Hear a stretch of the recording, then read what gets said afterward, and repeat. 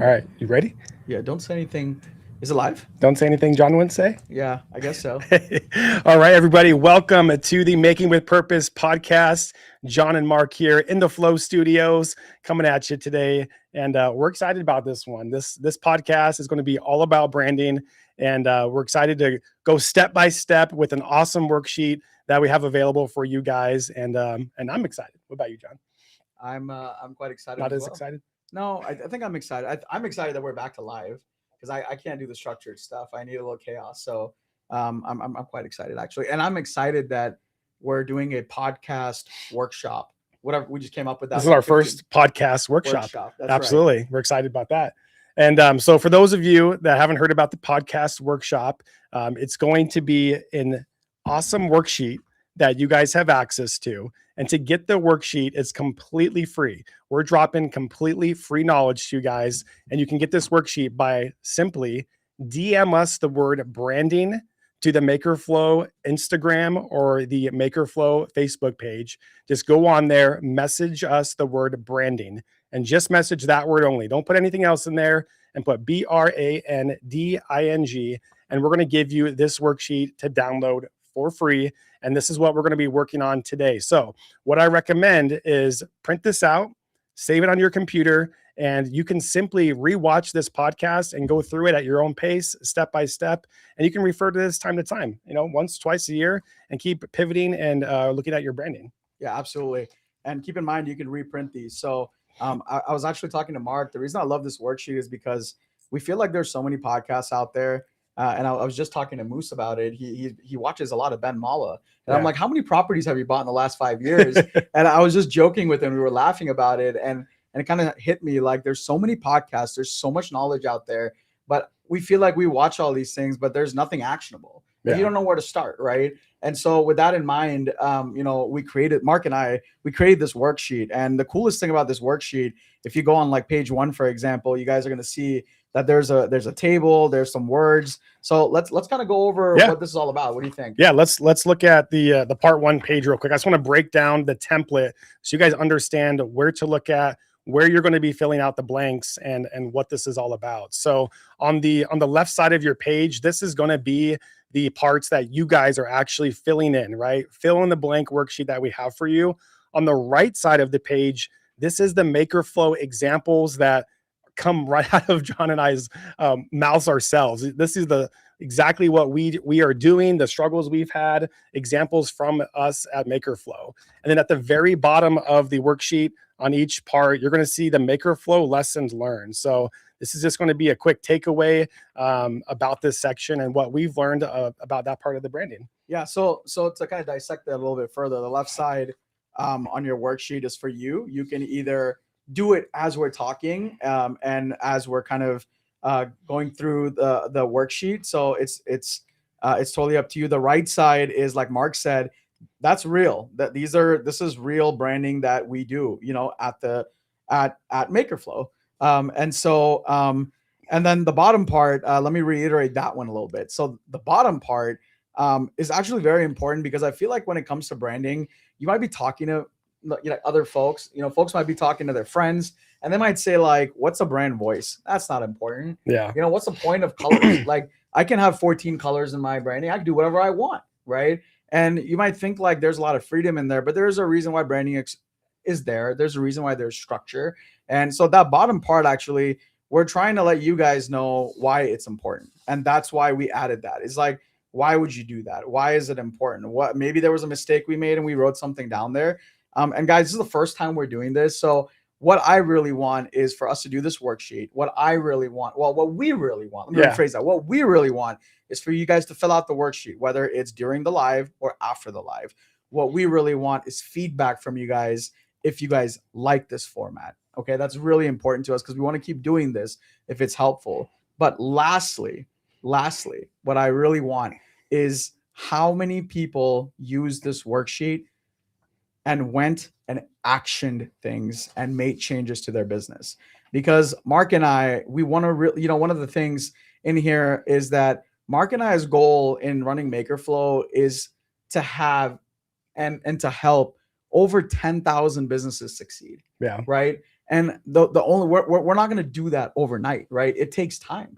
And so what we're essentially doing is laying the framework out step by step over time to help you guys from ground zero all the way to scaling. And maybe you're halfway there, and we're hoping that this helps you as well. So whether you're starting out, in your branding journey, or whether you're halfway there, or maybe you're fully there, this worksheet would help you out either way. Because the best part about this worksheet I like, Mark, is the last part is auditing. Yeah. And when we get to that, you guys will understand what I mean towards that. Bro, it's like what I would pay to get this when we started our business 15 years ago. Well, can you tell us what we paid for this?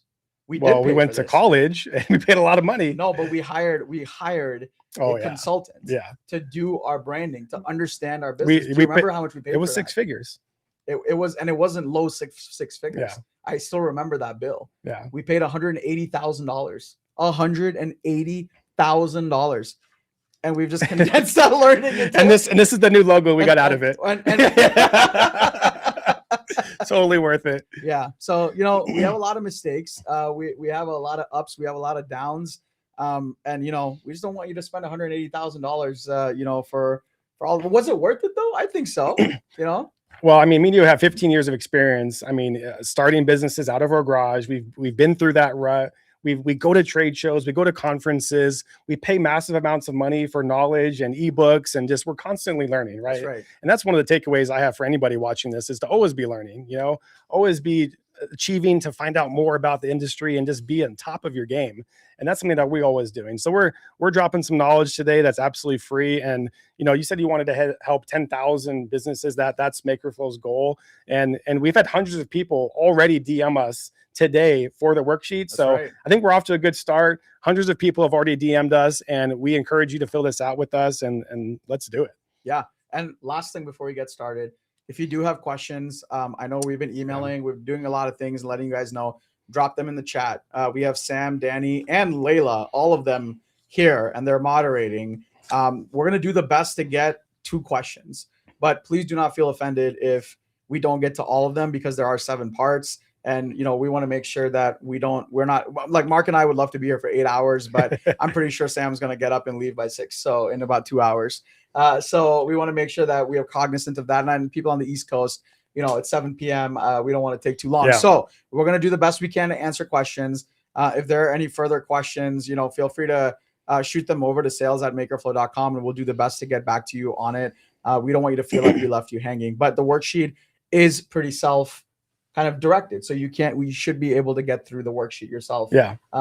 If you're, and just rewatching this live later as well, which will be available on YouTube, on the MakerFlow channel, and on the John and Mark Making with Purpose channel. And you can watch it and follow there too. So yeah, feel free to drop your burning questions into the chat. Like John said, Sam is going to be grabbing a few questions throughout the live. If you're watching the replay, just feel free to comment on the post that you saw, and we'll be happy to answer those questions in the comment section as well. So one more thing. If you're watching the live, I have no idea how many people are watching, but if you're watching the live, I will tell you that this is going to be a pretty heavy live, meaning that we're gonna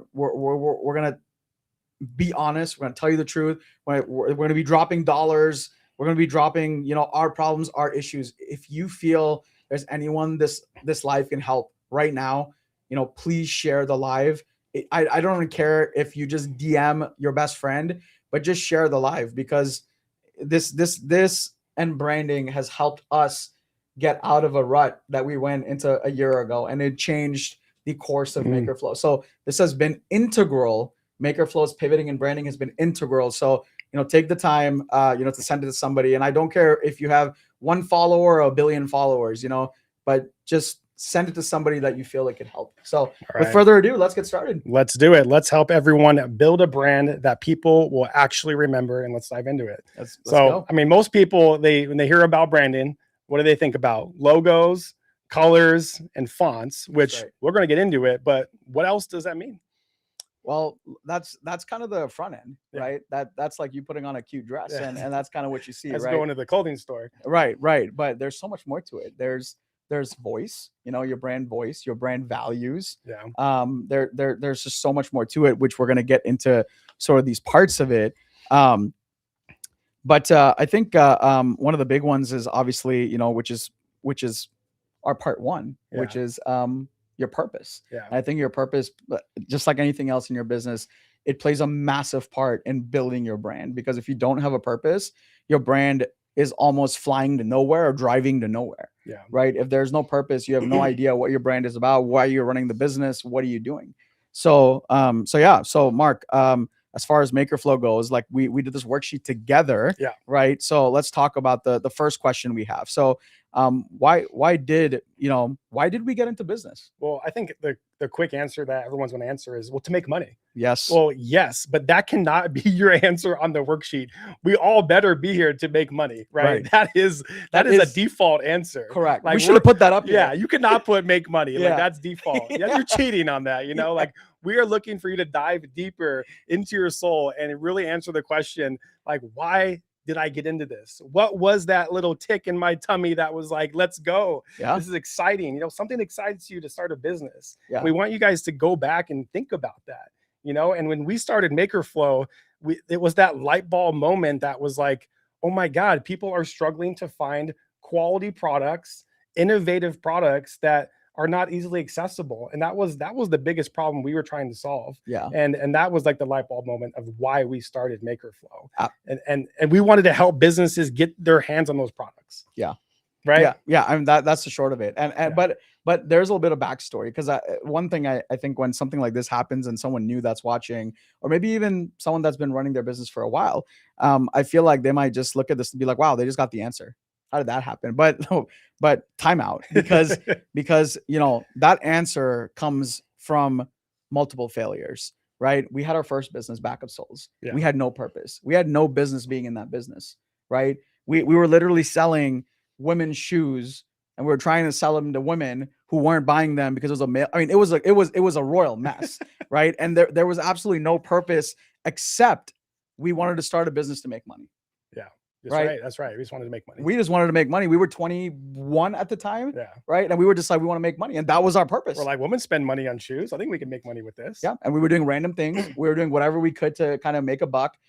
We had no idea what we should have priced. That was a big issue. Yeah. We had no idea where to sell. We were like, oh, if you give me an opportunity to come here, we'll sell here. One day we were in a club. One day we were at a bridal shop. One day we were just randomly everywhere. Strips, you know? Las Vegas strips. And exactly. On the strips, that one. Right. Yeah. So I think, you know, one thing to know is if you're just starting out, and if you don't know, it's okay. Right. But the main thing is to go a certain direction, to get experience, to make mistakes, and to really truly learn what your purpose is. That way you can have that direction. And yes, when we started Makerflow, Marc and I had a very clear idea that, you know, our purpose was to have unique blanks that folks could easily use, that were efficient to use, right? Yeah. And that were profitable at the end of the day, and that could help somebody scale their business. Mm-hmm. And that's kind of like our purpose. And till today, that's still our purpose. That's why we try to drive as much value as possible. Yeah. Right. So if you're answering that, just to give you a little feedback, if you're not sure what your purpose is, write 4 or 5 purposes down for now. Right. If you don't know, it's okay, guys. Do not get stressed. If you're an anxious person, don't get stressed. That's why we have so many lines. Just write something, put something on the paper. It might click later, right? But we want you to put pen to paper. That's the idea today. A lot of times your purpose is solving a major pain point that you've been through yourself, you know?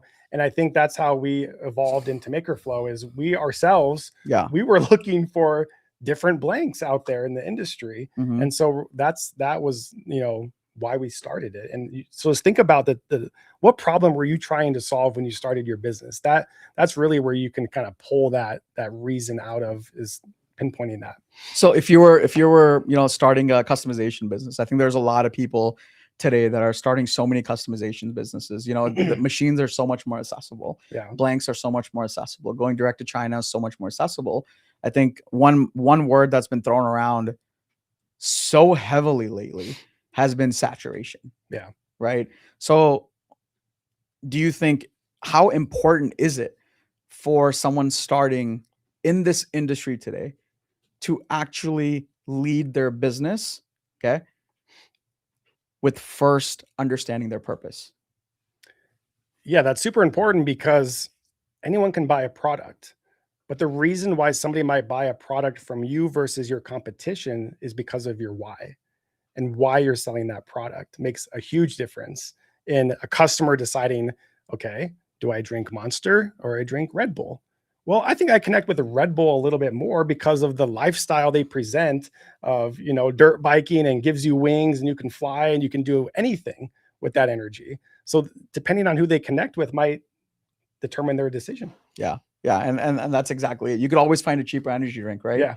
Yeah. But you align with the purpose of the company that you feel that you align with, right? As far as purpose goes. Mm-hmm. So yeah. So I think that's super important. I'm glad that's part one, because I hope a lot of folks that are watching are asking themselves and pondering on that, what is the purpose? Yeah. So with that being said, Sam, I'm not sure if we do have any questions.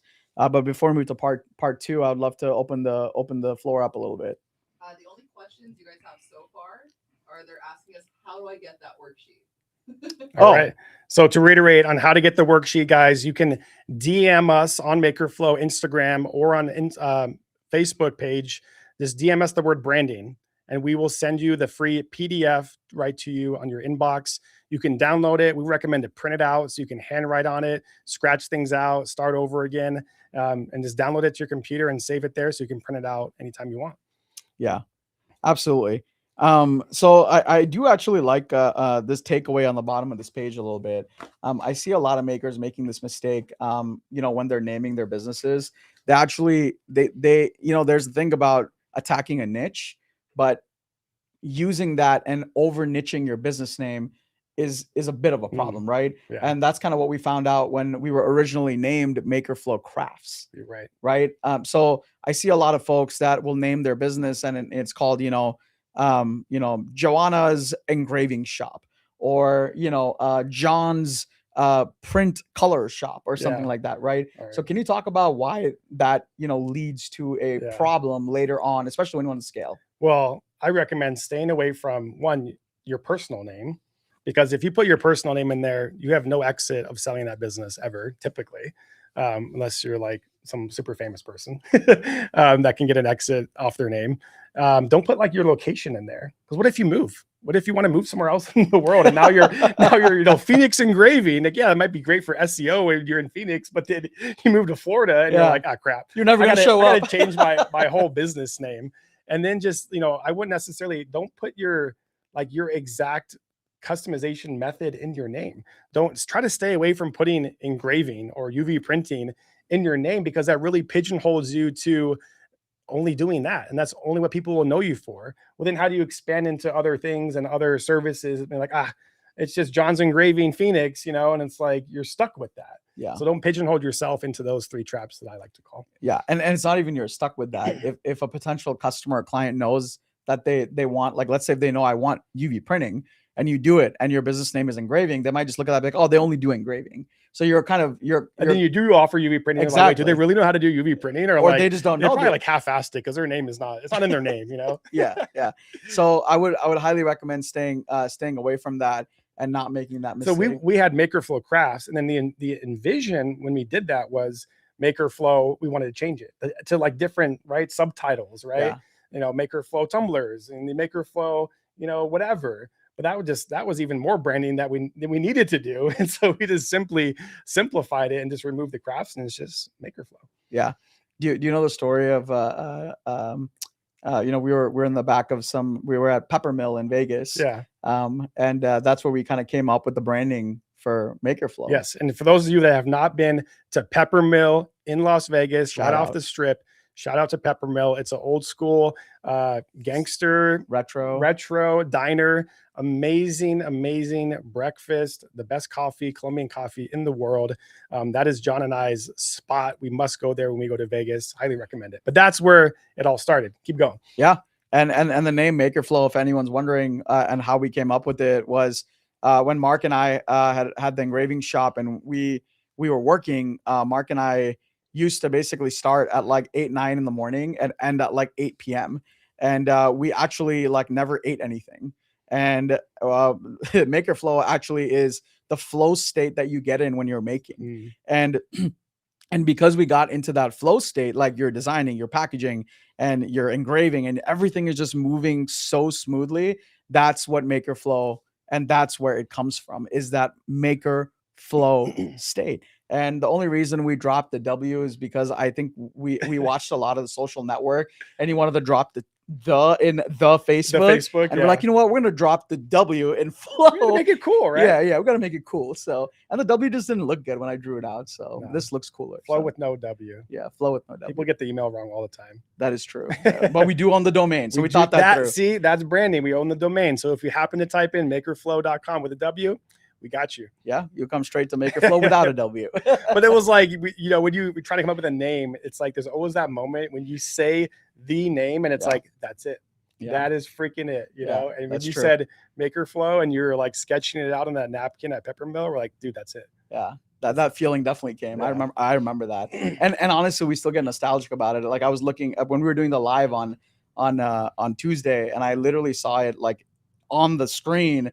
Like you were right there, but I saw it on the screen, and I'm like, man, that's So proud. Yeah, it was a proud moment. Proud like, dad, that huh? looks cool. Yeah, it's a cool moment. It was a cool moment.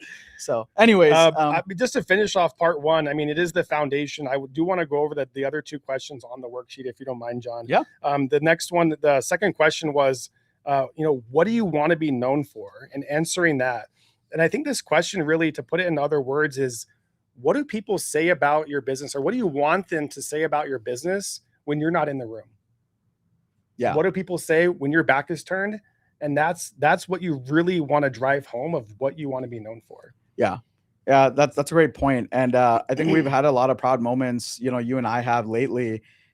Just in the last 2 weeks, I think I've gotten a few emails of people saying one word, and it's like, oh, we feel like MakerFlow is our like host business partner, or MakerFlow is our business partner. And believe it or not, when we speak, we are like, oh, I hope you guys feel like MakerFlow is your silent business partner. Yeah. So in the last 2 weeks, those emails have been absolutely, humbling. They've been exciting. And for Mark and I, we've been working on our branding for so long that it's been exciting because we're like, wow, we're finally doing it. So it's kind of like a win moment. If you ever watch The Breakfast Club, it's that feeling at the end when he pumps his fists in the air. Yeah. Yes, Sam knows. And it's that feeling like, yes. And so it's exciting. I'm really happy that that's how, you know, a lot of our customers feel behind closed doors or when we're not there. So, yeah. But that's kind of what we're talking about. When you're not there, when you're not watching, when they're thinking about you, what are they thinking about you? Yeah. And again, guys, on the right side of that worksheet, it has the MakerFlow example. So you can see exactly what John and I are thinking and what we put down for MakerFlow. It's just really to get you to start ideating, like get some thoughts out, and just, it's always helpful, I think, sometimes when you have the answer, but just from somebody else, so you can make it your own. So for us, like you said, it was just to, we want to be known as a trusted growth partner for anyone in the customization business. So yeah. Well, then the next little part we have is a great little actionable exercise for everybody. And it's our little 3-part fill in the blanks. So the 3 parts go, we help blank by providing blank so they can feel blank. John, do you want to talk about what we put for MakerFlow? Yeah. I mean, let's just read it out real quick. So we help real makers and customization businesses by providing premium blanks, education, innovation, and community, so they can feel confident building a business they're proud of. And it's our story and our branding, and it's not just one thing, it's multiple things that we're working towards. It takes time, right? But this is something that you and I have talked over incessantly over the years. Like, what is the point of all this? Yeah. Right. The point is, none of that right there says that we want to become billionaires, and that we've never even talked about that. Right. Yeah. Our goal has always been helping 10,000 businesses succeed, but we have to break that down backwards. Right. Once we know our end goal is like, okay, that's the goal we're like, okay, how do we help 10,000 businesses succeed? And I think this really breaks that down well, right? Who are we helping is the first thing. Yeah. We're helping business owners, we're helping makers, we're helping people that want success. And success doesn't have to be money. Yeah. It could be whatever they want to be, whatever they think success means for them. But notice, we help. You don't just say everybody. You cannot say everybody. You really have to niche that down on who are you helping? Yeah. You know, Yeah. When you go to everybody, you speak to nobody. Yeah. You So know? what you're talking about, and this is a pain point that most engravers and personalizers have, is we can personalize everything. So Yeah. like I remember on our initial days when we got the engraver and we were doing all these engravings, and we were like, oh my God, we can go sell everything to a cruise ship. Everything to everybody. Yeah. And oh my God. And airplanes, we could do so much with airplanes. Like, I mean, yeah, we could literally, light up the whole world with laser engraving, right? Yeah. But we can't, right? So you have to be real. What you should do is, you really need to find your audience. That way you can focus on that audience. That way your branding can service that audience, and your entire business will slowly align to that audience that you're servicing, right? So for you, it might be, we help brokers, or we help sales agents, or we help businesses if you're going into B2B, or we help moms, wives, whatever it is, real estate husbands, agents, men, women, pet hospitals. What do you want to niche into? Yes, niche it down as much as possible, right? So yeah, so let me just finish this off real quick by what you're providing. So for us, it's premium blanks, education, innovation, and community. As you can see, is beyond just products. We're providing resources, we're providing all that. For you, it might be by providing quality service, quality personalization, quality products, timeliness, things like that. What are you providing? It's beyond an engraved product. So you just want to make sure that you think beyond the product, you think beyond the dollar, right? And that's where all this comes in. And the feelings, so for us, it's so they can feel confident building businesses they're proud of. For us, what that means is when you're on MakerFlow and when you're shopping, you add things to cart, right? And there's that feeling when you get to the cart where your cart is at $400, right? Or $200, right? And you're about to click add to cart. The feeling we want you to feel is, hell yeah, this is going to turn into $2,500 because we're buying these blanks. We know they're premium. They come with packaging. We have the resources. We have the settings. We have everything to be successful with MakerFlow, right? That's the feeling we want you to have at checkout. I don't want you to have a feeling like, oh man, here's $400. Like, we're probably not going to sell any of this. We're just going to go to a loss. And that's where branding really comes into, because we're trying to make sure through podcasts, through worksheets, through resources, through all these things to give you the pillars to feel confident, right? Exactly. Now, I do have one quick hack. And the one hack is that last part right there, the 3 sentences.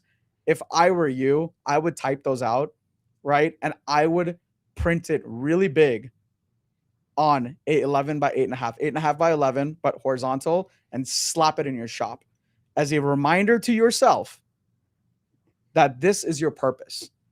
Because as makers, we doubt ourselves, we falter, we want to do something stupid. We know that very well. And we have to remember our purpose. Exactly. So we want to I would highly recommend doing this exercise, putting it up, and keep in mind it's not permanent, written in stone. You can change it later on. Dude, engrave it. Yeah. Cut it out of acrylic. Like, make it freaking permanent, put it up there. Because when you come through tough times, you got to go back to your purpose and say, okay, why am I doing this? Why did I get into this? And boom, that'll give you the confidence to keep going and moving forward. So I know we had a question up on the screen there, and it was about, have you ever intentionally, just given yourself time to think and work on your branding? And Sam, do we have the results from that or any feedback from that question? Yeah, it looks like most people went with option B. However, the poll has been removed, and I don't know what option that was. But B and A resonated the most with people. Okay, awesome. Maybe Layla can give us the answer on that one. Cool. Well, before we move to part 2, any questions, any good ones that we have out there, Sam, that we can answer? So no questions so far, but people have been playing along. So one, they wanted to share their small business name, so I thought it'd be kind of cool to share the ones that we heard. Sure. One of them is Let It Be Company. The other one is Cactus Air Designs. And then the last one is the Coleman Twins. So we're all talking about brands that have nothing to do technically with what you said. Yeah. Right? Very good. And then we also asked them for like what words they want their brand to be associated with. We heard premium, luxury, quality, unique, fair, passionate, and detailed. Well, yeah, I think whoever wrote that, or everyone that wrote that, you took that right out of our mouths, because that's what we go for. So I'm really glad that that alignment is there, you know? Yeah. So that's amazing. So as you guys can see, MakerFlow, you know, we try to brand and align ourselves.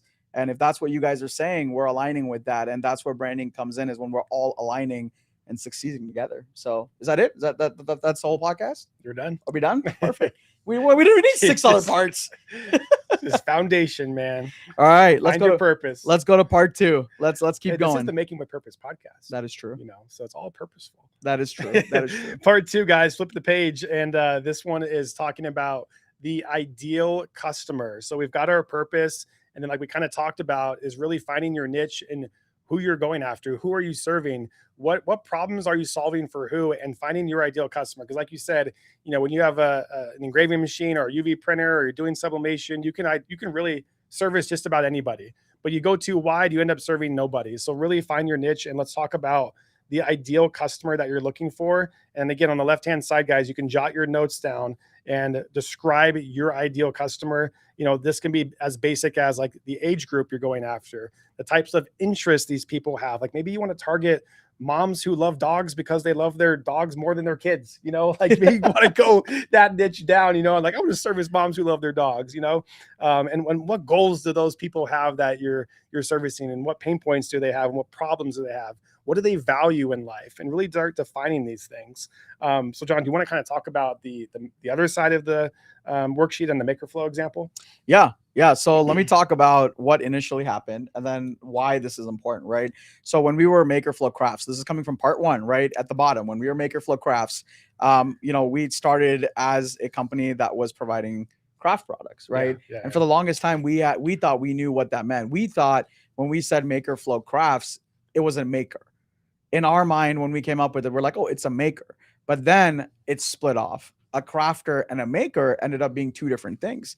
And honestly, we came face to face with that. Like, I don't know what it was. I don't know if it was Kate and she planted these people, but literally in a week's time, we took multiple phone calls that basically led us to like, hey, I thought you were like a craft company. You just had like cheap craft stuff. Yeah. And like in a matter of week, they said that word cheap. That hurt. Yeah, that did hurt. Because we're passionate, we're ambitious, we're making premium products. And basically it turned out that, you know, with MakerFlow Crafts, what we were trying to do is we were trying to cater to businesses, and we were trying to sort of kind of cater to, or at least our brand did, cater to people that just wanted to do crafts, which means like you're doing one-off crafts. And it turned out that it wasn't that, you know, MakerFlow was always focused on, we always wanted to cater our blanks, because that's where we came from, was for folks that had a small business, that wanted to scale, that wanted to personalize, that wanted to do B2B business. And that's really like where we came from. But that's where we started, where we came from. But you know what sidetracked us was COVID. It did. That's what sidetracked us. That's a little light bulb moment for me, because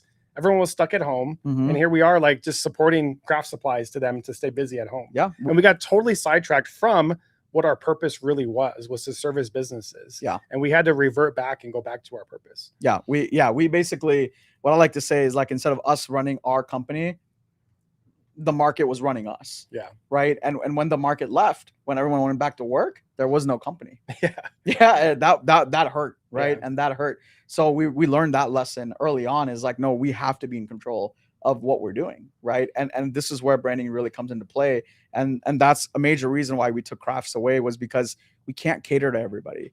Right. But we decided, instead of catering to crafters, we were going to cater to where we started, which was makers and small businesses that wanted and want to, even today, scale their business through premium unique blanks and not the saturated stuff, right? Yeah. And that's really like, we know that that's the market we're going for. So why does that help?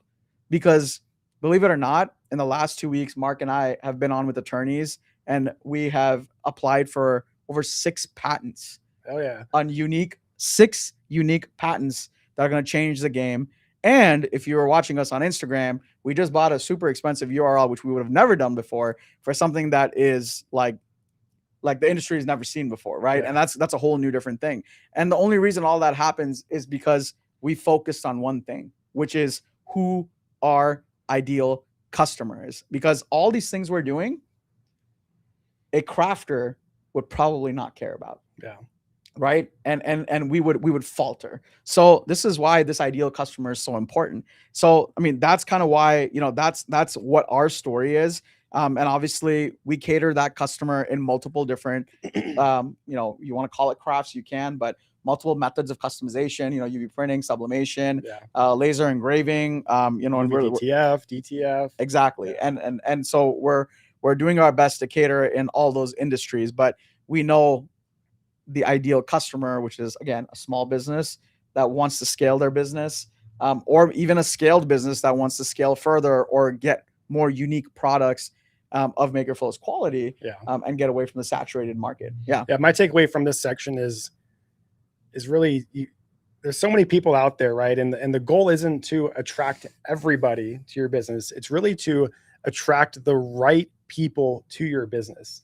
There's enough people in the world who will align with your values as a business and will appreciate what you put into what you make and will align with the prices you make. So don't try to attract everybody, just try to attract the right people. Yeah. So, let me flip this, because Yeah. I think I just read a comment. So I want to reiterate this again. If you don't know, then you should be writing. Yeah. Okay. Just write anything down, right? Just word vomit, get a blank piece of paper, flip your page, word vomit, and just write. But here's another way of thinking about it. If you don't know who your ideal customer is, if you're unsure of what your purpose is, start networking, start meeting people, in different industries, right? If you're a cheer mom, right? If you're a Boy Scout dad, right? Align yourself in groups that you enjoy, right? And try to find a purpose that way, or try to find an industry that way, try to find a niche that way, and try to train yourself, or try to give yourself an opportunity to walk into something different. You don't have to do it all by yourself at home. And I will tell you one thing, and this might be a hot take, or this is something that this is something that might not align with everybody, but if you're an introvert, like I always was, I always told you in the beginning that I don't want to get on camera. Yeah. Right. I was like, nah, I don't want to get on socials. Like, for a very long time when we had a social team, we weren't getting on camera, and we were forced to. It took like 3 years to finally get us on camera.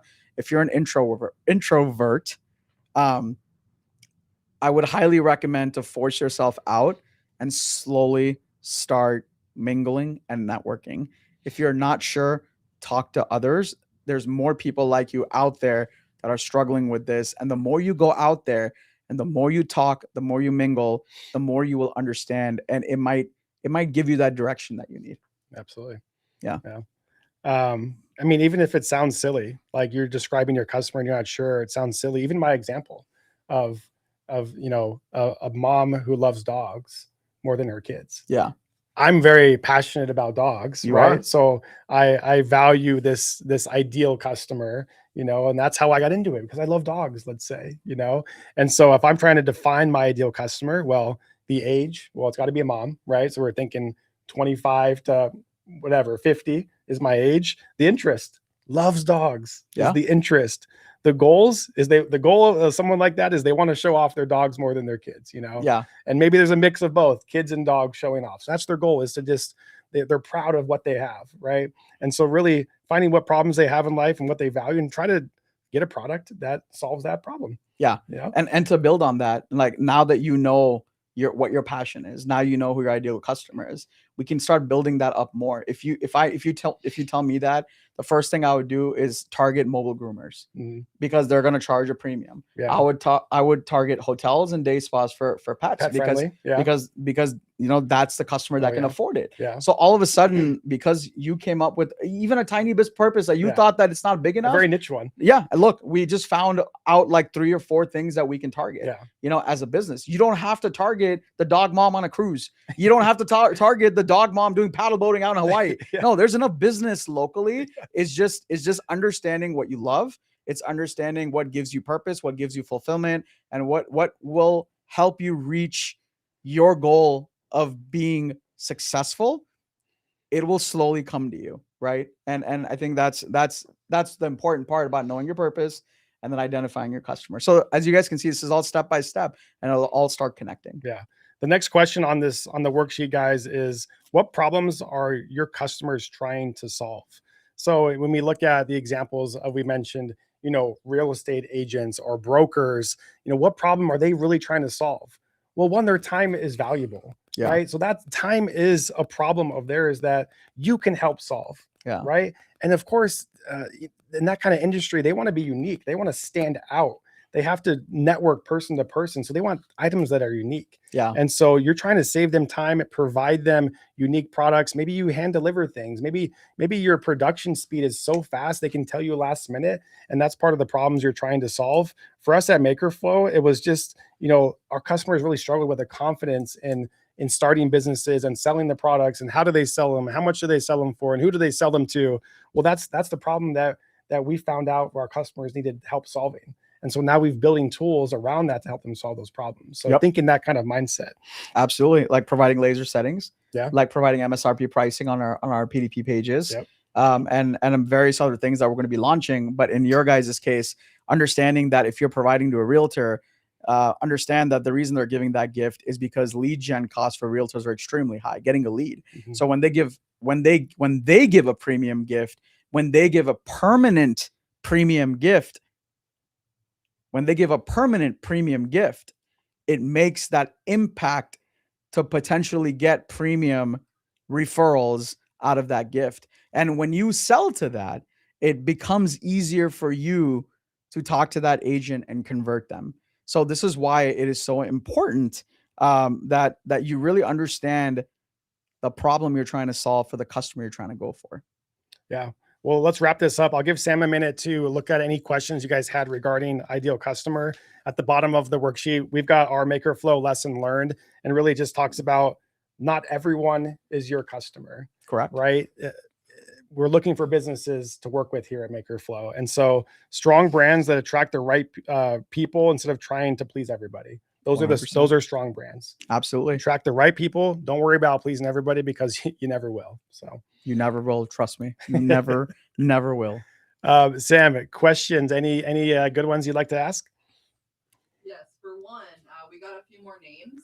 So for the small business names, we got Talking in Cursive, Wild Hairs, and Doc Designs. And then as far as questions, you got one from Mick Holden on YouTube saying, when you want to do all the things, how do you narrow it down?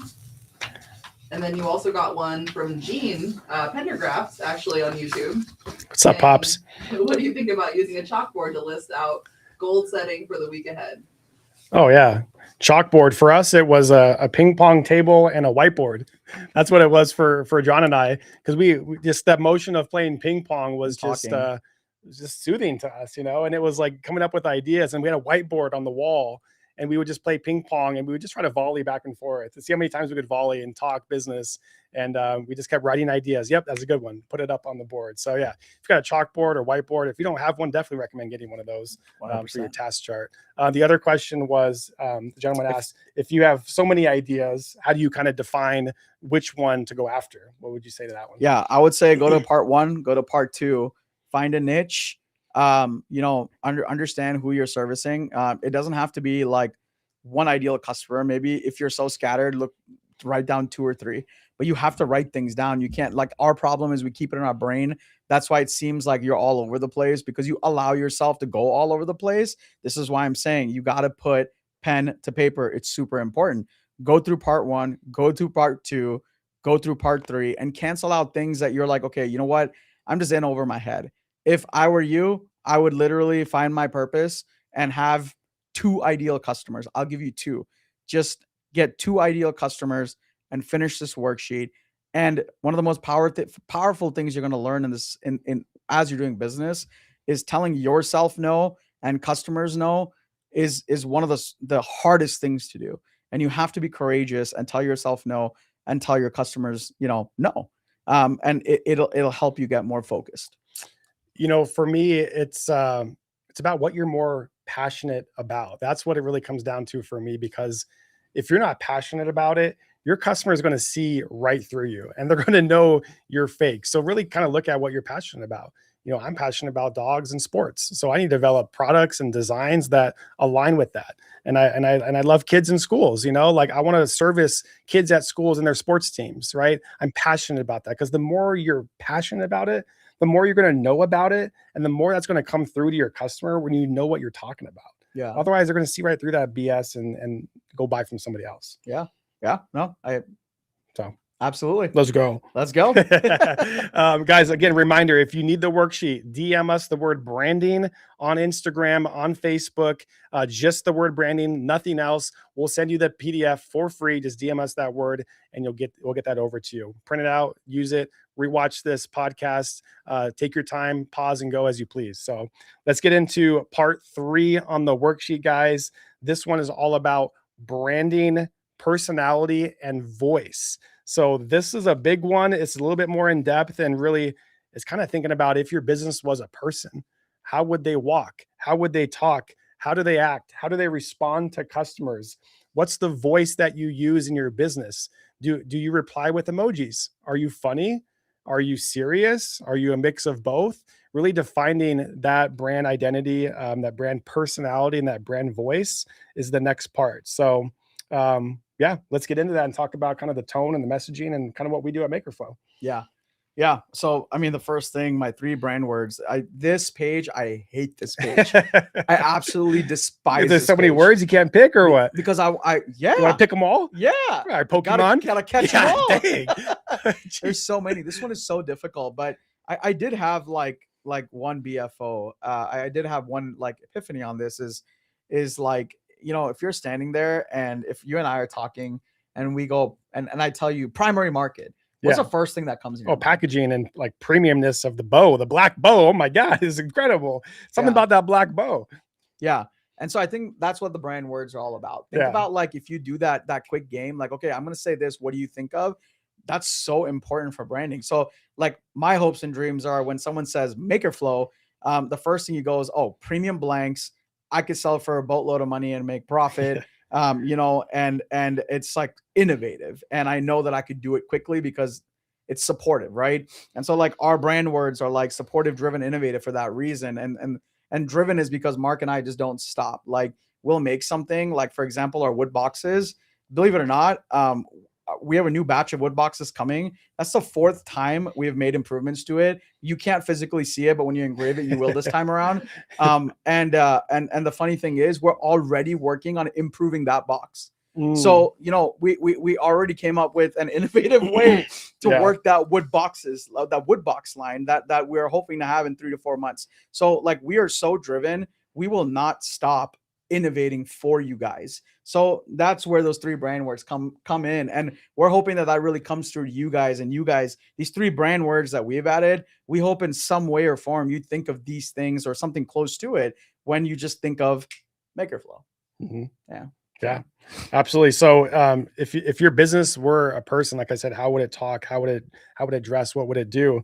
And for MakerFlow, if it were a person, that person would be fun, friendly, supportive, helping the industry, helping fellow makers. That's the kind of person that if we had to make an AI person to MakerFlow, that's who it would be. So think about that in that aspect. If your business was a person, how would that person act? How would they talk? Because that's going to lead into your branding for your emails that you write, your social posts, and the type of content that you put out there. It's all going to relay back to this personality, brand voice, and personality. So for MakerFlow, if our brand were to say things, this is what we have on the MakerFlow example. We're rooting for you. And you notice on the worksheet, there's an emoji. Yeah. We give our team the right to use smiley faces, to use emojis. That's just part of our branding. Like, it's fun and we're rooting for you. Like, it's a fun, friendly comment. That's something that MakerFlow would say. The next example we have is this blank will make your life way easier, right? That's being helpful and friendly. Because we're like supporting them, like, go for it. This is going to make your life easier. And then the next example we have is, we hear you and totally understand, but let me help you get back on track ASAP, right? That's super helpful, super supportive. And so just think of terms that your brand would say, and also the opposite. What would your brand not say? And so for us, it's like, we try to never say no, especially to a customer. Saying no And if you have to say no, think of what else you could offer, like, yeah, I might not be able to do that, but I can do this. Right. And so these are types of tricks and tips that you can use to really identify your brand voice. Yeah. It's a different way of saying no. Yeah, It's exactly. still offering a solution, but not giving you exactly what you want, especially if we know that there's a better way to sort of do it. Mhm. Yeah. I think brand personality and voice is something that most business, when you start, you don't really think of. But like in our case, another big one is trade shows. Mhm. We're always wearing the glitter jackets, Sure. right? When we're even at the trade shows and it's super hot, we let our team know, okay, you can remove it for a little bit, but then you need to wear it. And the funniest thing is, now that we've been doing trade shows for such a long time, when we're not wearing it, people come up to us and, why aren't you wearing the glitter jackets? Mhm. It's almost like we took the fun away, you know? Yeah. Yeah. So, but you know, I've really enjoyed this part of the business over time, because, you know, I didn't want to get on camera and stuff because we're so used to this corporate thing that you have to be rigid, and, you know, you have to have a PR team to tell you what to do and how to be. And, you know, we take a totally different approach, right? We're just like, just have fun with it. Right. Yeah. And that's kind of what MakerFlow is all about. We're driven, we're ambitious, we're go-getters. You know, we want to grow everyone's business, we want to scale, and we want to, MakerFlow wants to do that with you, but we want to also have fun, because what's the point of, you know, working, 36 hours a day and going home and feeling no satisfaction, right? So definitely don't want to turn into that corporate monster, but at the same time, we all do need to scale, you know, to be successful in whatever we need to be. And I definitely do feel that, you know, the second question, if my business were a person, it would be, we definitely do feel that, you know, personifying your business, adding that your personality to your business is an important thing. And I think another way it comes through is, Marc, you and I, you know, we're goofy. Well, I am, you know, quite a bit. And, you know, when you have a team, when you start having a team where you work with, you know, let's say you're just working with your husband, right? If it makes it so much easier when you can write down the personality and put your personality as a person into your business, because then your team will personify it the same way, and that branding will go out the same way, right? We're not being fake. And so if that branding really comes through as fun, innovative, and our team sees Marc and I on the daily, and we're not just doing this on the podcast, we're not doing this on social media, we're like that 24/7, you know, that branding really comes through and really helps us build our business. It helps us build MakerFlow's personality, and then, you know, writing emails, you know, doing the website. We always add fun elements to it. We always add elements to help, and we always have elements to grow. So the voice and personality are going to relate back to the other two topics, right? Of your ideal customer. Your voice and your personality are going to talk to your ideal customer. It's going to speak to them on how they want to be spoken to. And then that's all going to relay back to your purpose. Absolutely. It's all going to wrap together into one perfect package. Absolutely. So, yeah. But let's talk about, you know, kind of our learning point and kind of where we got sidetracked with our voice of our company, our personality, like where we were taking things. And you guys can see this at the bottom of the worksheet. And the biggest, you know, MakerFlow lesson we learned was, don't let competitors define your personality.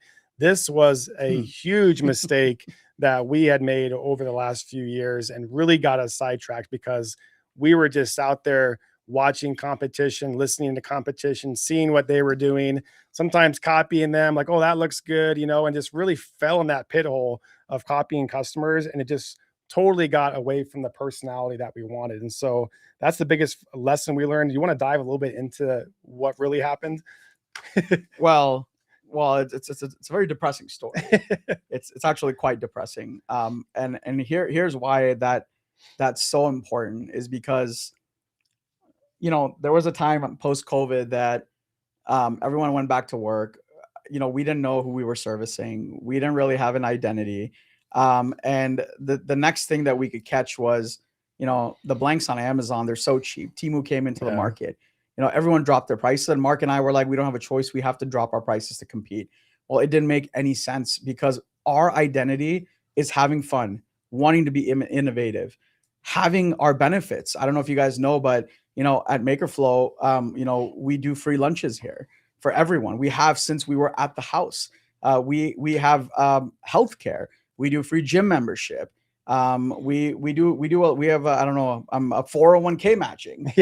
We do so many benefits, right? And it's such a terrible feeling when you start a business to do all these things, and then you start acting like a business that can't do any of these things or doesn't do any of these things, and you turn into somebody you hate. Mm. You know, waking up in the morning and going, oh my God, I might have to pull this back. Like Mark and I are excited to have free lunches, and to wake up in the morning, the dread we feel that we'll have to pull that back. It's a terrible feeling. It's a feeling of failure for us because we let our team down or let ourselves down. So as you guys can see, as you grow as a business and as you're growing, these things are important. This is something we're very emotional and passionate about, right? And so hopefully that shows through. But anyways, what ended up happening was our identity, instead of being who we wanted to be, we started being a Temu. We started being, you know, an Amazon business that was just pricing to the bottom. We lost profitability, and believe it or not, you know, Mark and I last year, we lost $2 million in our business. That's the cost of not knowing who you're servicing, what your purpose is, not having an identity, not having a personality. And there was a point actually around this time last year that Mark and I were sitting and lounging together, and we were emotional, and the words came out of our mouth that we wanted to close down MakerFlow. So if you're just starting out, these things are very important. These things are extremely important because you want to make sure that you are the person that is driving your business, your branding, and you're personifying yourself in your business to your customers. It's super important because when you lose yourself, it's a terrible, terrible place to be in. And the reason we're talking about branding today is because a year ago, Mark and I, you know, made the conscious decision of intentionally working on our business, intentionally working on our branding, removing crafts, and focusing on business owners that wanted unique, premium, luxury brands that want to sell wholesale, that want to sell one-offs, but with premium blanks, that want to scale their business, that want to grow their business, and they want to succeed in their own way, right? It doesn't mean that the goal is not all 10,000 businesses want to make $1 billion. Your success could mean something different, and we want to be a part of that. So just hard truth, but that's kind of how that went. Yeah, and some of those decisions are not easy, you know, to remove the crafts off the logo. Like that decision, that was not easy. It's like when you dread it because you got to go update all your logos everywhere, and it's a pain in the butt. You know, even the decision to, you know, remove products off your inventory, you know, and to discontinue something because you've tweaked your branding and your direction of your business is going somewhere different. It no longer aligns with these types of products. We have to discontinue this. Yes, that's hard. That's hard to tell customers that have been with you from day one and grown with you, or team members, right? Or team members, or you know, that use those products. Like it's sad. Like you don't want to do it, but end of the day, it could be a dead product. It's not turning at the rate it needs to turn. And those decisions, you know, really was a voice we had to hear and dig deep. You know, like our competition was changing the way our identity was, you know, and we fell too deep in that hole. We had to dig deep and go back to our purpose. Yeah. And say, hey, what are we really solving here? It's not to be the cheapest product on the industry. We're better than that. Yeah. You know, we're better than Temu. We're better than Amazon. There's a reason why MakerFlow exists that is above those two other types of companies. Absolutely. And now we've defined that. Now it's premium blanks. Yes, it's innovative blanks. John mentioned earlier, we've got 6 patents that we're applying for, you know, with our attorneys this month. Like we're really gung-ho about that, and we're serious about our business. And I think that's why we're so passionate about building this worksheet. Yeah, it's because like over the last couple of years, like, man, this is us. Like we went through this like many times and had to rebuild our business. Absolutely. And it's not until we had to introspect and really, you know, get real and that yeah. So anyways, I don't want to I want to move on to the next section. Yeah, because we could talk about this forever, but there's a lot of learnings in that. Yeah. So before we move on from part 3, Sam, is there any questions that the audience would like to ask?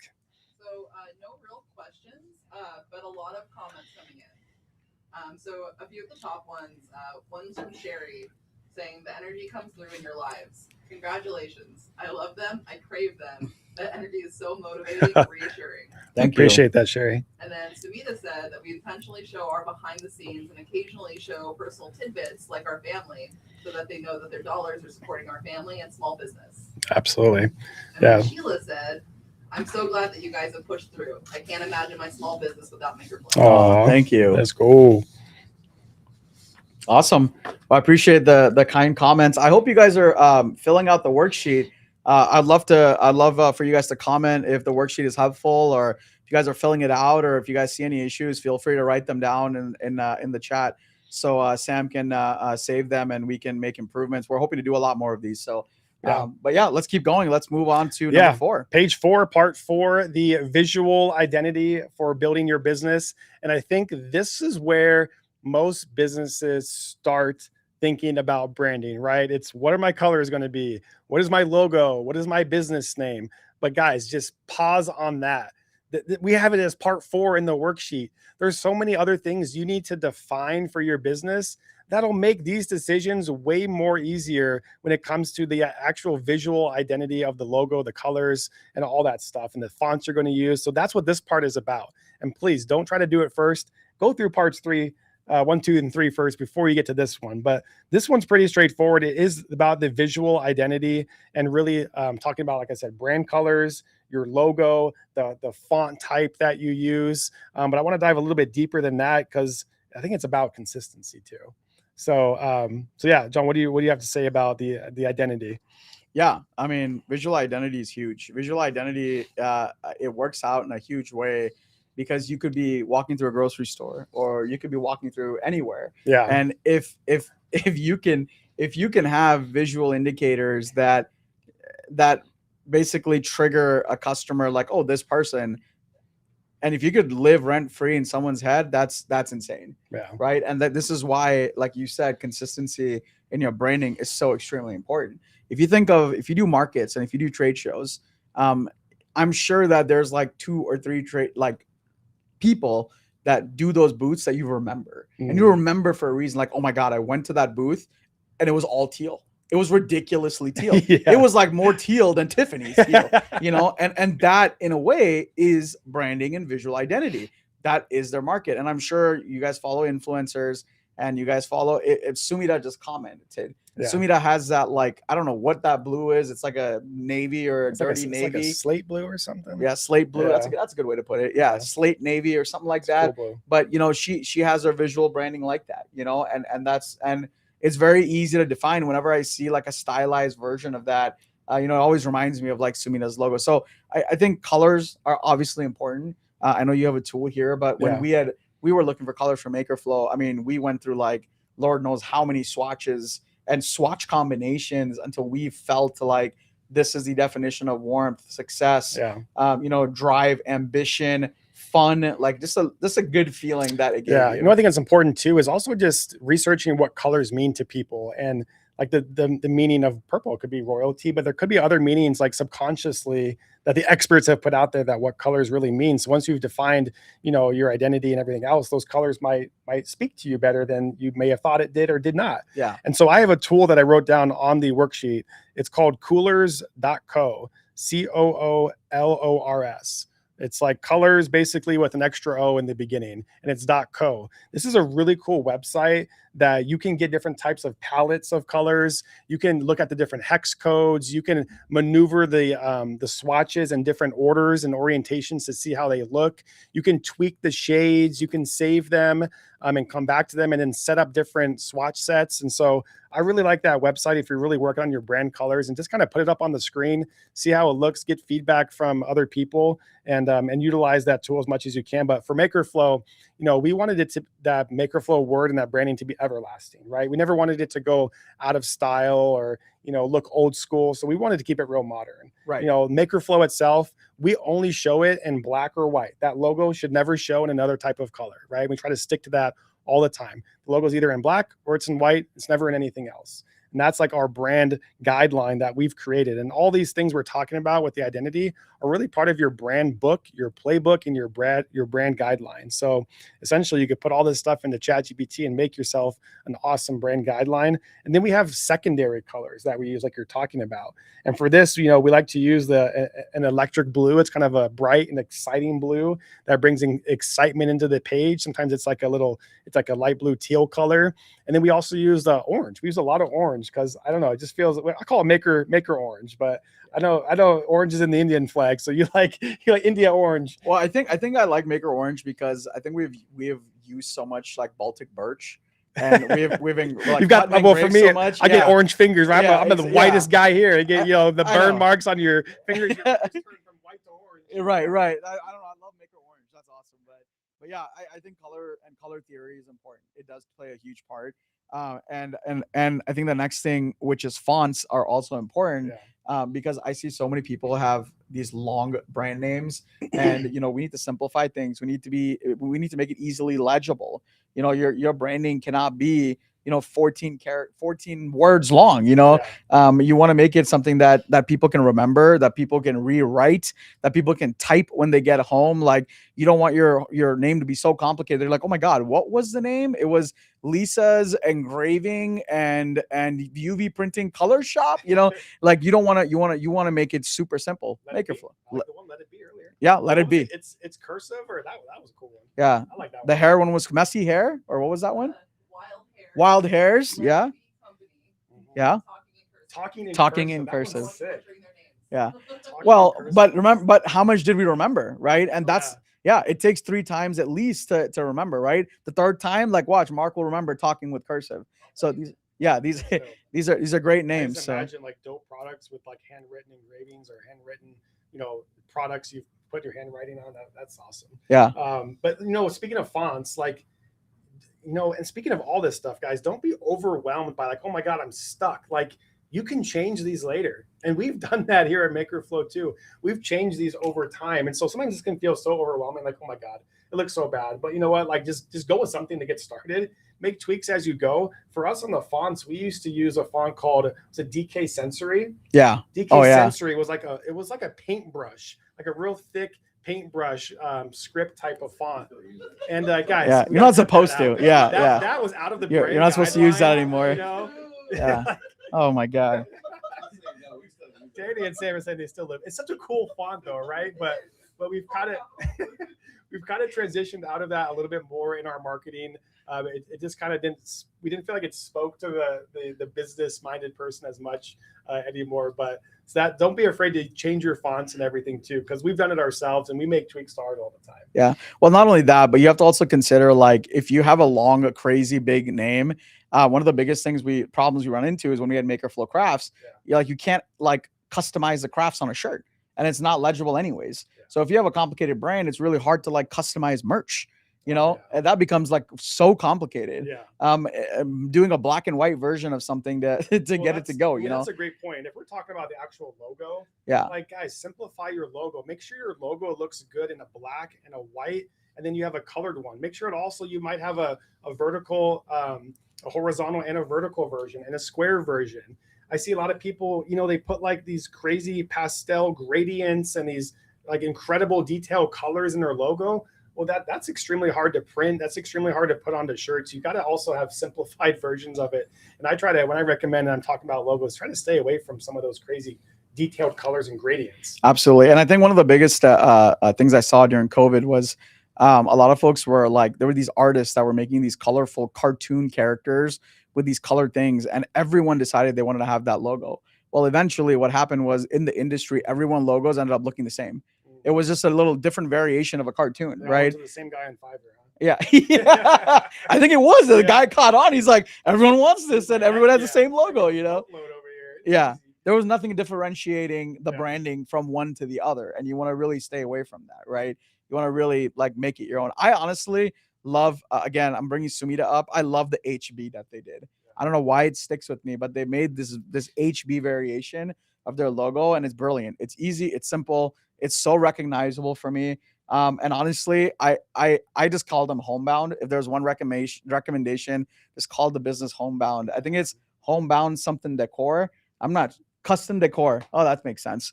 But man, Homebound. HB. I love that. Let's go to HBs, But that's what I call it. I call it Homebound. So we actually had a lesson learned, regarding visual identity on the first business that John and I started together. I think you mentioned it at the beginning of the podcast workshop. We started a company called Backup Soles, and we sold foldable flats for women that wanted to change out of their high heels and to keep dancing at night, and they could pull out their foldable flats out of their pocket, right? And these things like rolled up like a dang Cinnabon. These were tiny little flats that rolled up into a little ball. And so when we made the logo, I think you had the idea to create the company was Backup Soles. We took the P and we made it into a shoe that was rolling up. And so the problem we had with that and the lesson we learned is the visual identity of that our customers struggled with, because we had back you and the P with the shoe and then soles. A lot of customers would say, what's back you soles? They really didn't even like read the P in there. And we're like, oh my God, are you serious? Like, to us, it was so cool, but we had never gotten feedback from anybody. We just were like, yeah, it's good. It's dope. And we went with it. And then we're like, printed it on all this packaging and all these products. Didn't make sense. Logo. And we're like, oh man, this needs to be changed. And now we're stuck with it because we printed it on everything. Yeah, it was colorful. It had multiple colors. It had shading. Yeah, and then when we had to reduce the logo to something smaller, it made no sense. And then when you make it non-shaded, it's like, well, that just looks like a big blob. It doesn't look good at all. We're like, crap. Yeah, absolutely. But yeah, I think with the branding, with the colors, with the logos, being consistent, simplifying it, making it recognizable. It's super easy. In our case, what MakerFlow is trying to do is we're trying our hardest to get out there, be on different sales channels, be on social media, be our website. And our major goal is that when you see MakerFlow written, it's the same everywhere. That if you go on Amazon to order from MakerFlow, it doesn't look like, Amazon from China. I mean, MakerFlow from China, it looks like MakerFlow. So that branding needs to go through and through. So you have the confidence to order from wherever you want that MakerFlow services. That way, maybe if we're on Amazon, you can get it on Prime. You feel confident that, yes, that is MakerFlow. The branding does match, and it gives you the confidence to place that order on Amazon. Yeah. So, and that kind of leads into, you kind of touched on this, but the MakerFlow lesson number 2 on this one at the bottom of page 4, it talks about trying to be everywhere too fast. And if you're trying to be on every platform too fast, sometimes your branding can become inconsistent. Yes. And so what we mean by that is you really want to define your home base. What platform are you selling on first? Maybe it's your Shopify store, right? Let's say your Shopify store is your home base. You want to make sure that your branding on your website is completely done and you love it before you continue to scale into other platforms like maybe Etsy or maybe Amazon or maybe trade shows, because it needs to speak to your home base. And the problem that we had is we wanted to be everywhere too fast, right? Like, yeah, let's get on Amazon, let's get on Walmart, let's get on Faire, let's get on Etsy. And the branding was just a blah. It was just everywhere, and it was just too much too fast. And we're like, oh man, now we got to redo all this. We got to pull back and redo it all. So the lesson we learned is, guys, just take your time, set up your home base. Then your team or yourself can really fall back to that home base to make sure that everything else aligns properly. That way, when your customers recognize you on a different platform, they're like, oh yeah, boom, homebound right there. I see the slate blue, the HB, got it, and they connect. Couldn't have said it better. Right. Yeah. That's literally it. That's identity. That is nicely done. Yeah.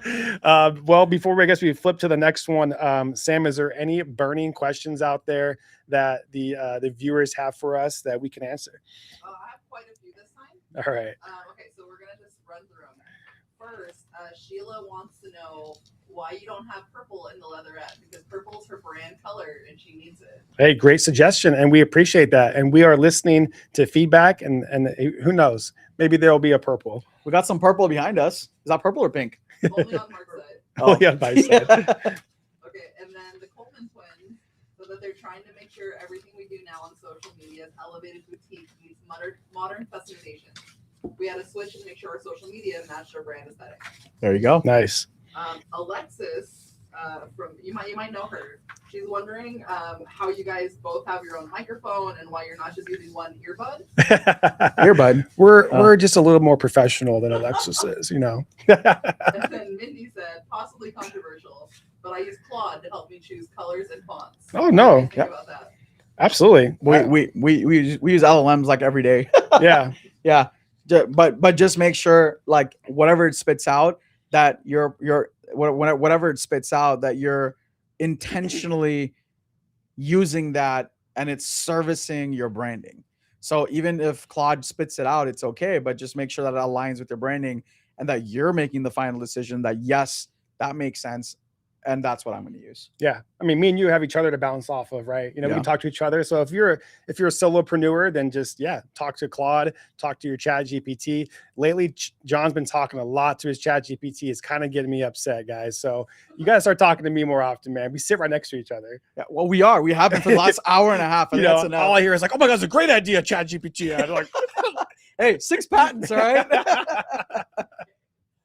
Sheila said she's talking about her name. So I named my business Talking in Cursive because it's a fun way of saying I cuss a lot. oh, let's go. See, that's Customers who have handwritten messages, and then I engraved them on personal gifts. Oh man, I See, love that. I love that because imagine being at a trade show and you're like, yeah, you know, it's talking with Sir Cursive because I cuss a lot. I would never forget that. That's Yeah. absolutely and right there, right? Like when you think about that, it just makes me laugh because it was a quirky thing you did, and it's you intentionally did that, Yeah. you know, to have fun with it, and that your branding just flows right through it. It's brilliant. I love it. And then Sherry said, "Hello, this is the '80s. I want my my paint font back." Hey, that could be your branding, but it has to be consistent all the way through your business. And then Zella Jedi, who I believe was actually one of our winners on one of our lives, said, "How long did it take after doing brand changes for things to level out? Okay, mompreneur is mine. Haha, I did the where I live mistake." Oh, Okay. gotcha. You can't move now. You're stuck there. You ain't going anywhere. Oh, so it's the Oklahoma mompreneur. Yeah. Oh, okay, gotcha. Well, Um, I would just change that to OKAY. You know, you could make that Okay. change. Okay, Let's go. mompreneur. Yeah. Okay, but the question was, how long does it take? For Oh, things to level man. out? I mean, it takes a while, especially when you're retweaking your branding to everybody. I think for us, it took us. We're still working on it. You know, we're still getting the change across to people, and really, like, we're coming up on a year, and it's taken us like literally a year to make the transition of the branding. Yeah, I think a good way to answer that is we started doing podcasts a year ago to build our brand, right? And after doing like God knows what episode is this supposed to be? Like episode 8, 9? I can't remember. But Yeah. we changed the way we're doing podcasts today to doing workshops because we didn't feel like we were catering to you guys properly, and we didn't think it was servicing the Maker Flow brand. So here we are, instead of pre-recording, we're going live on air with a completely different format and a completely different style, so we can help you and we can build our brand. So I don't think there's like an answer. It's very difficult, but one way that Mark and I try to find out is by going out there and surveying you guys. That's why we're doing polls. That's why we're having you guys DM us, email us. You have to be out there talking to your customer. I don't think there's really an answer. Like, there's no definitive answer on how long, because I think there's a lot more variables to all of this, but it could be next week. You just have to make sure that however you're marketing and however you're getting your brand out there and whoever you're showing it to, that you're also talking to them, making sure that they absorb your new branding, or they absorb your branding the way you want them to. Yeah. I think that would be the takeaway of that. Yeah. Well, you know, the talking and you got one more? Last one. Okay. From Sumita, and she said homebound, and she put 2 sad faces. Oh, So Oh, that's at you, John. I thought she was game on with I that. thought she was game one. I was Yeah. going to say, I'm going to send you a bill for that. I know. Awesome. I think that leads perfectly into the part 5 of the next part, guys. And really, guys, we're almost to the end, so hang in there with us. We're almost there. Appreciate everyone getting on and going through the workbook with us. Again, if you need the workbook, just DM us the word branding on our Instagram or Facebook, and we'll send it over to you. So part 5, guys, is storytelling and content. And so you know, people really want to connect with the story and the values and why you do what you do. And, you know, talking in cursive was, I think, a perfect example of that. People are going to connect with that. And that's the reason, you know, they're really going to buy the product from you. I was at a trade show in Tennessee, and I just thought of this guy, former military, they had the family had a vineyard. And so they would make wine, and they had barrels, and then they didn't know what to do with the barrels after they aged out. So they basically took those barrels and made them into really cool USA flags. And so I'm like, wow, here's this guy with a story. He's military background, veteran, awesome story of what he's been through. Family has a vineyard, and they've got these wood crate barrels that they need to repurpose. And he made these amazing USA flags out of them. And yeah, they were expensive, but just the way that I had connected with his story and what he was offering, I bought one. Yeah, you didn't Yeah. think about price. Didn't think about price. Yeah. Price came last. You were supporting him as the maker and Exactly. the business owner, not because it was the cheapest or the most expensive. Exactly. Yeah. So yeah. So when we talk about storytelling and content, we get into it, but really this part of the worksheet, guys, on the left hand side is to start giving you some ideas of what you want to tell your customers. What do you want to post on social media? What do you want to share and be out there? And Sumita answered it, herself, was they post behind the scenes. Yeah. And who they're supporting, and the family and the kids. And yeah, you're supporting me and my business, but it's going down to my kids to help them get an education and grow their lives too. Yeah. So yeah. And I think for storytelling and content, that's really it. I mean, we have laid out some stories that you can make yourself, content that you can create. There's a lot more than this, but these are just some ideas. From MakerFlow standpoint, I think a year or more than a year ago, we weren't even posting that much content. We were relying a lot on you guys, on a lot of our influencers, creators, makers, and things like that. Well, what we were told, it was really funny. I think it was, I forget who it was. It was like a new hire. I don't know if it was Layla or if it was someone else, but who currently works with us. And they were kind of, the first thing they said is like, we had a lot of creators that spoke Spanish. Mm-hmm. And it turned out that, we didn't realize this when we loved the content they were creating, but our profile was filled with content in Spanish. And it wasn't Layla, this was someone else. And they thought that we were a blanks company out of Mexico. And so we were like, oh, I mean, we love supporting the community, culture, but they felt like we were in a completely different country. Jeez. And so we had to sort of make a change to that. And we had to make sure that, we had the right percentage of content that was also showing up there. So there was enough English, enough Spanish. And if there was another language, we'd put that in there as well. But we definitely make sure that, there was more predominantly English speaking content. So we didn't end up being from France next time, because we are in, the USA where English is predominantly spoken. Yeah. I mean, nowadays content is king. And for anyone that doesn't watch Gary Vee, absolutely go and subscribe, watch Gary Vee. He's all about content. Not safe for work. Yeah. Yeah. What does he recommend posting a day? Like 25 times a day? Just literally make content every day. Posting on social media is absolutely free. Yeah. And see what works from what you're posting. If you're going to get into paid ads, well, first test it on just your organic social media, because it's absolutely free. If that seems to get more likes and shares than anything else, then you can use that, for your paid ads and your marketing part. That's what we do here at MakerFlow too. We are all in on content and storytelling. This is the age of authenticity with AI and all these fake things coming up. And I can use these fake product videos now. If people it looks so real, but you can kind of tell it's AI. Yeah. People are all going to be about authenticity nowadays. So just get out in front of the camera and just post and see what wins, what doesn't win. And don't be afraid of your wins and your losses, and post your wins and your losses, and make tweaks with your storytelling, and just keep scaling the content. Yeah. And one thing I do want to say is a year and a half ago, our reliance on content from our customers, influencers, and our supporters was maybe 90%. I think 6 months ago, Sam, how much do we post now daily? A lot. About 6 to 8 pieces of content that are reels or posts, and 3 stories across a couple different channels every day. So basically what Sam just said is we post about 10 times cross channel a day. That's a lot of content. We went from basically going from 0 internal content to 10 pieces a day. Now, we're not saying you have to do that. Yeah. Right. But if you're doing 0 right now, at least try 3 times a week. Yeah, don't feel so bad, guys, because we were at Shop Talk and we were listening to all the big CEOs and the big wigs and the companies talking about, social media, and Wayfair was on stage. Yeah. And they were like, yeah, we post 3 times a day organically. I was like, oh, wow. Multi-billion-dollar company posting 3 times a day. I was like, okay, we ain't doing so bad after all, dang, let's go. We're ahead of them. So, you're not doing as bad as you think you are, and just get out there. Yeah. The key is, like I said, to put, pen to paper, take your camera out and start recording. If you're not comfortable putting yourself on, on the camera, it's okay. Don't start that way. But believe it or not, if you have bedhead, most of us probably prefer that over you being dolled up, Yeah.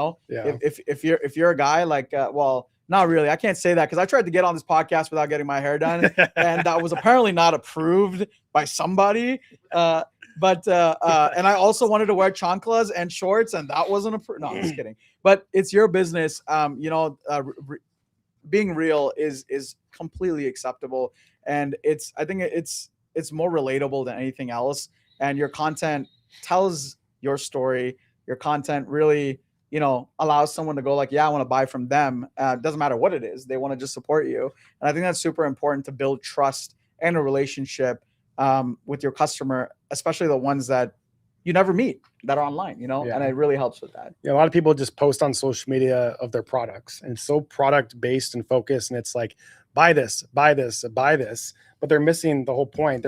We wrote down here on the sheet is think about how does this product make someone's life easier? What solution am I providing to my customers' problems? Yeah. And so don't just be pushing the product in front of your customer's face to buy it. Talk about why you're making it, why you're passionate about it, the values you have, and the purpose of your business that connects it all together for them to make the purchase. Yeah.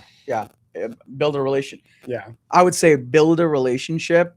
That's probably the biggest thing.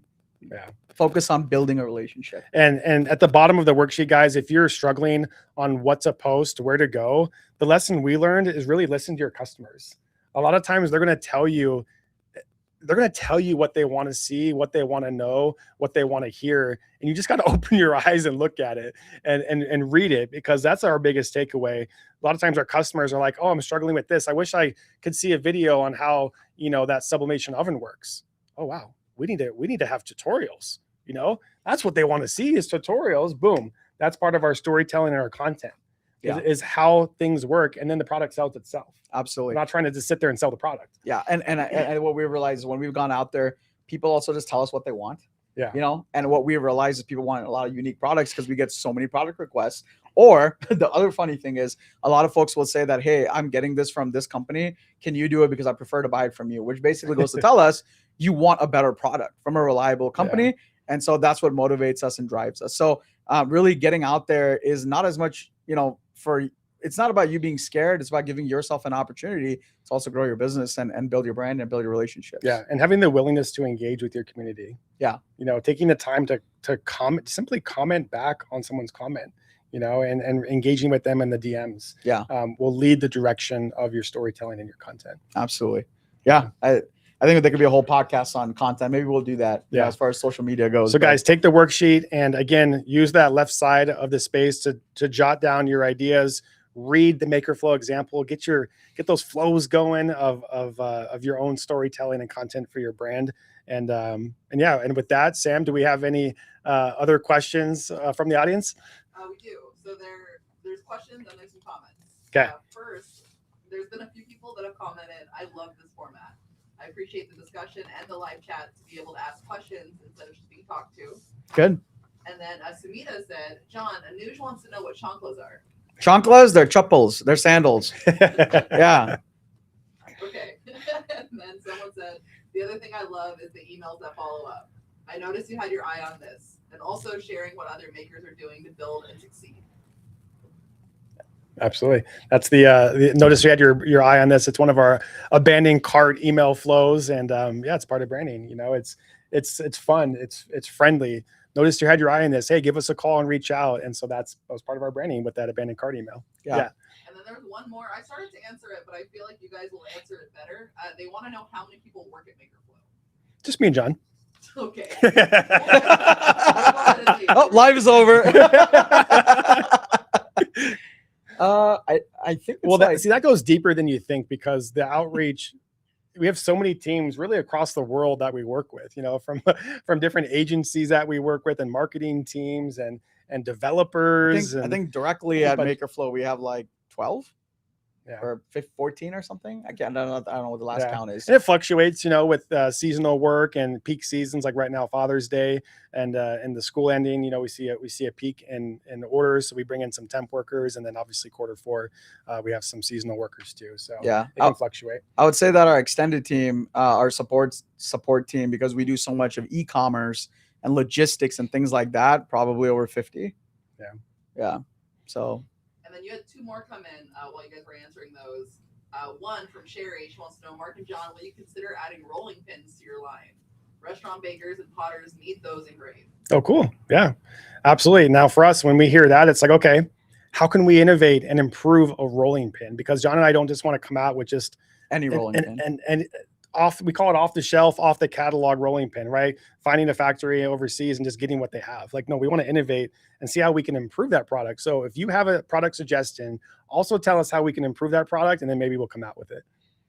Okay, and then Sheila asked a question: what tips do you have to connect with customers?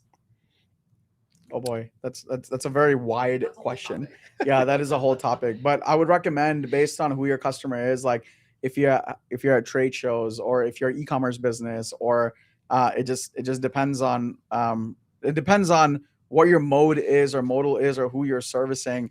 It just all depends on that. So connecting with customers, it also depends. Like, we like doing it at trade shows, and we love talking to people. We like giving them surveys. We love emailing you guys. I think you guys already know that. We like doing it in so many different ways. We have, if you're an influencer with us, we love collecting with our influencers and collect data from them as well, making sure that we're servicing them and their customer base. And so it just all kind of depends. But Mark and I also will cold call customers just randomly and thank them and say, hey, how's it going? What can we improve?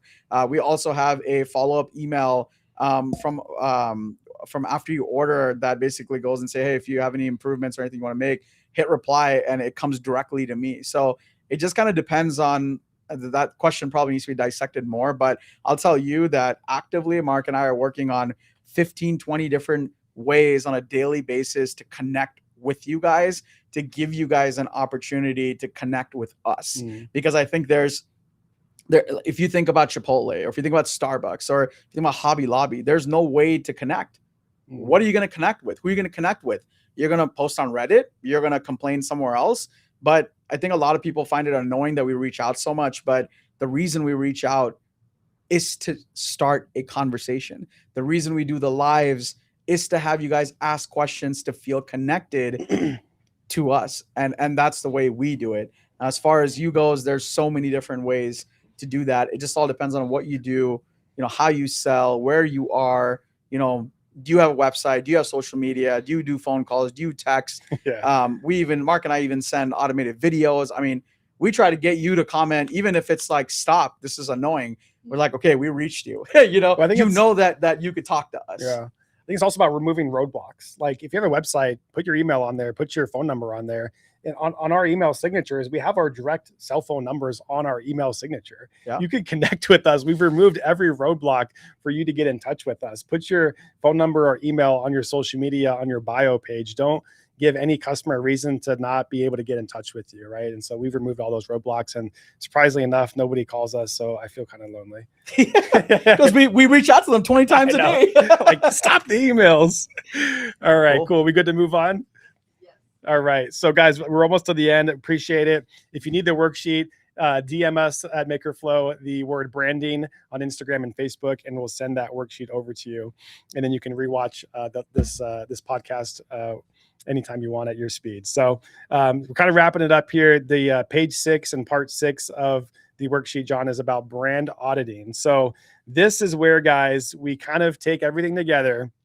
And this is where I need you guys to pull up your Instagram, pull up your Facebook, pull up your website, pull up your business cards, your business flyers, everything you have in regards to branding. And it's time to sit down and audit that and see everything you filled out. Does what you have align with where you want to go? And is it cohesive? So this is the auditing part. And does it feel consistent across all those platforms that I just spoke about? Yeah. So I've been thinking about this page, like we've been creating this on because when I got to this page, I'm like, oh my God, this feels like I need to do this every year. Right. Yeah. But I think a hack on this is, we pivoted our brands when we had a moment with the customer, when we had a moment with, our team members, when we had a moment where we're like, whoa, that does not align with what I was like, that does not align with what I was thinking. There have been many times that even internally, our team members have complained to us that you say it's a family environment, but it's not. Mm-hmm. And, that really sticks with me. I'm like, how is it not? What are we doing wrong here? What is wrong with that? And it's always such a tricky situation because, for various reasons, right? But these are the times that I go back to this brand audit, right? Is these situations when I'm like, wait, this is not what I was going for. Like there's something very wrong about what just was said. Like, what am I doing wrong here? Because that is not what MakerFlow is about. That is not why we're building this company. That is not why we're doing. So you don't have to the action plan says audit. It doesn't mean like every year you got to set an audit, but know that an audit is okay, right? Your brand not showing through as a business owner, as a brand owner, it's okay. You can make a mistake. You're a human after all, right? If you go to our Instagram page at John and Marc, I posted about something last night. Somebody berated us for making a mistake with a printer. It was a mistake. We dropped the ball on there. That's not our branding. But this is where I go back to auditing and go, okay, what part of our business do we need to audit? What are we not doing correctly? Amazon's always been a sticking point for us. It's so difficult to figure out. It's such an undertaking, right? Yeah. But no matter what, our branding has to come through on every platform, right? And it gets me back into now doing an audit doesn't mean you have to go from step 1 to step 6 and do everything all over again. It's just identifying what are we doing wrong? What can I fix? What's wrong in the cog? How can I improve my branding? How can I come through and just kind of simply start auditing and working your way to becoming the brand you want to be. Yeah. And we're on page 6, guys, everybody. And this is everything, even from a digital presence to also in-person events as well. And so your customer interactions, they extend beyond the e-commerce too. So don't forget about those in-person events and auditing. If you have a trade show set up, if you have an event set up, auditing your brand colors and all the stuff you put together for your signage, for your tablecloths on your events too, and make sure that all aligns and speaks to your customers. And then there's a spot on here in the worksheet, guys, just to write down what needs improvement. So just brain dump everything that came to your mind on here and just be like, oh my God, this spoke to me. This needs improvement, and start auditing all these different marketplaces across different channels to see what you need to work on. And for us, every touch point matters, from every email we send to the postcards you get in the mail, to the in-person events where we see you in person. Like, we were very intentional with how that is. We wear black pants with the glitter jackets. Like, you're guaranteed to see that, and we're there to have fun. So yeah, what else would you like to touch on? Let's talk about kind of the lesson learned we had in regards to auditing. And so at the bottom of the sheet, guys, you'll see that branding requires constant auditing. And so, John, you want to talk a little bit about kind of how early on that we weren't really, we kind of had a disconnect with our auditing? Yeah, in many different ways. It's kind of like what you had mentioned earlier. We started MakerFlow, and we had our brand, and we kind of started, we got into trade shows, but we were kind of half in, half out. Like, we didn't have the 6-8 boots that we do now. Yeah. We started with 2. We started with 4. We were finding our way. The glitter jackets was a mistake. That was not part of our branding. Yeah. It was just kind of like a joke and a mistake. And we're like, oh, it'd be kind of fun to wear those, and we decided to wear them, and now it became part of our brand, right? So this is why it's so important to step out of your lane, to do different things, to put pen on paper, to take your feet out into the sun, to start talking to people, different people. And you never know what may come of it. So the jackets were never planned, but they just happened. People really loved them. People thought they were quirky. They were fun. They came to the booth. And now it's part of our branding, to where when we don't wear it, it's problematic. It's like, wait, like, they don't recognize us. Yeah. And the crazy part was, I think a part of the brand audit was that, we had the silver jackets that we did. We also had colorful ones. We had black ones. We had these, we had that. But slowly, we're going to the silver ones because they're just easier to remember. And all these, not all these other people are wearing these colorful ones, but we're sticking to kind of the silver ones. Yeah. Right. And it just makes it very easily recognizable. If you go on our trade show page, you'll see Marc and I in silver jackets, right? The only person that isn't is Sam. And, we got to work on her. That's going to change. Yeah, that's going to change. Absolutely. Yeah. But 100%. Yeah, into silver. Our black and white logos, you'd mix those two together, make silver, right? That's some sort of gray. If that's what you, that's what, if you, sure, you're right. but I think that's super important. But not only that, like we were talking about marketplaces, we're on a daily basis working on Amazon. on trying to fix Amazon, right? God, it's so hard. It's so difficult. Yeah. And the reason it's difficult is because getting that same branding on Amazon is such a pain. And we literally work on it every day. I think there's like 10 people working on our Amazon account. It's ridiculous. But not only that, you know, Kate keeps us right on our branding. You know, Mike keeps us right on our branding. Yeah. You know, and now Sam and our social team, you know, if we're working with influencers or if we're sending packages or if you're working with even you guys, there's now a branding guideline. So everything has to align because, you know, if it's not, then it doesn't feel like MakerFlow, and you guys will feel that. So if somebody, so basically if somebody gets on and they're talking about, hey, I got this like keychain and I got it for like $1 and you know, it's like I could sell it for $3. The way branding works is you go, oh, that's not a MakerFlow keychain. There's no way that's a MakerFlow keychain. Because I know that those are expensive and they sell at a premium, right? And that's another way to look at branding. And so really positioning yourself is super important when it comes to that, and auditing your brand to make sure, you know, on every platform, in every situation, on like Mark said, on email, chat, social media, trade shows, wherever you are, you want to make sure not only you, but your team, your husband, your son, everyone. It might seem trivial, like, oh yeah, my son is going, but you know, if he's not wearing the colors or he's not wearing the branded shirt, you know, imagine you going with your family, right? And let's say the whole family comes. If you have a 1-year-old, the cutest thing would be is to make sure you have a branded onesie. That'll be the most talked about thing and remembered, right? You got to make sure if you're there that you're all branded. It looks cohesive. It doesn't matter if grandma's coming, put a shirt on her with your logo on it that looks the same as the rest of the people, right? And if she's sitting in the back, it's totally fine, but make sure branding is on point. And like you're saying, tablecloths, super important. Yeah. Super important. Signage. Yeah. Signage, super important. Business cards. Your colors. Digital cards. Yeah. Make sure that you don't go on a Vistaprint with your business cards and it's gold and teal and your colors are like orange. And it makes no sense. Don't grab the default file. Yeah. Don't grab a default file, right? Yeah. Spend the money on Fiverr.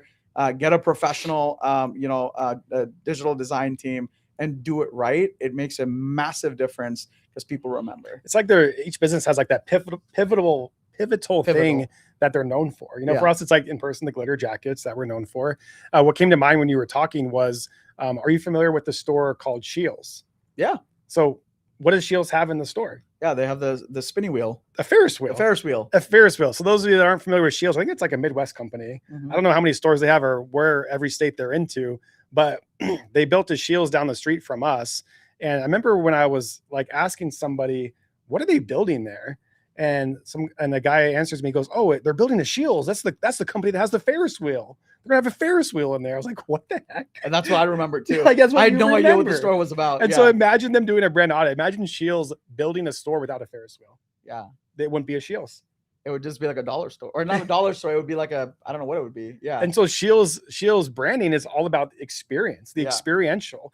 All that stuff in that store takes up so much space that they're not even selling, like all the statues and the cool displays they have of stuff. And if you've gone upstairs, they have taxidermy of bears and all kinds of cool and stuff. Tactical and it's just amazing. Like you go there and it's a whole experience. I just love going to the store just to walk around. Yeah. You know, then they have the cafe downstairs. You can get different snacks and stuff, and it's just a whole experience. So I love just going to Shields just to check it out, and then you can ride the Ferris wheel. Absolutely. We've never ridden that, but that's okay. But it's there. but yeah, I feel like Shields is what Shields is to a mall is what Buc-ee's is to like gas stations. Exactly. You know, like, it's not even, I don't know what it is called. It's a gas station. It's a convenience store. I don't know. It's but Buc-ee's. Buc-ee's. Yeah. It's like Kleenex. It's a tissue. You know. Yeah. So get that identifier, and then again, if you think you're misaligned, you know, always know in your head that you can do a brand audit and you can tweak and you can change and you can do all these things, and you can always realign. Like, don't be scared to write something down. Don't be scared to action something, because you can change it. And just in the last 5 years, Mark and I have changed our branding, even our colors, our physical and digital assets, minimum 3 times or more. So it's changed quite a bit in the last 5 years. Absolutely. So I think we're done with branding. The audit itself. Sam, before we move to the last page, is there anything else? Any good questions out there? We got a few. All right. So first, speaking of engagement, I enjoyed meeting you at Next Level Laser last summer, and I look forward to seeing you there this year. We'll see you there. Absolutely. Oh, are we? I already said we were. So. And then Zila Jedi said titanium rolling pin.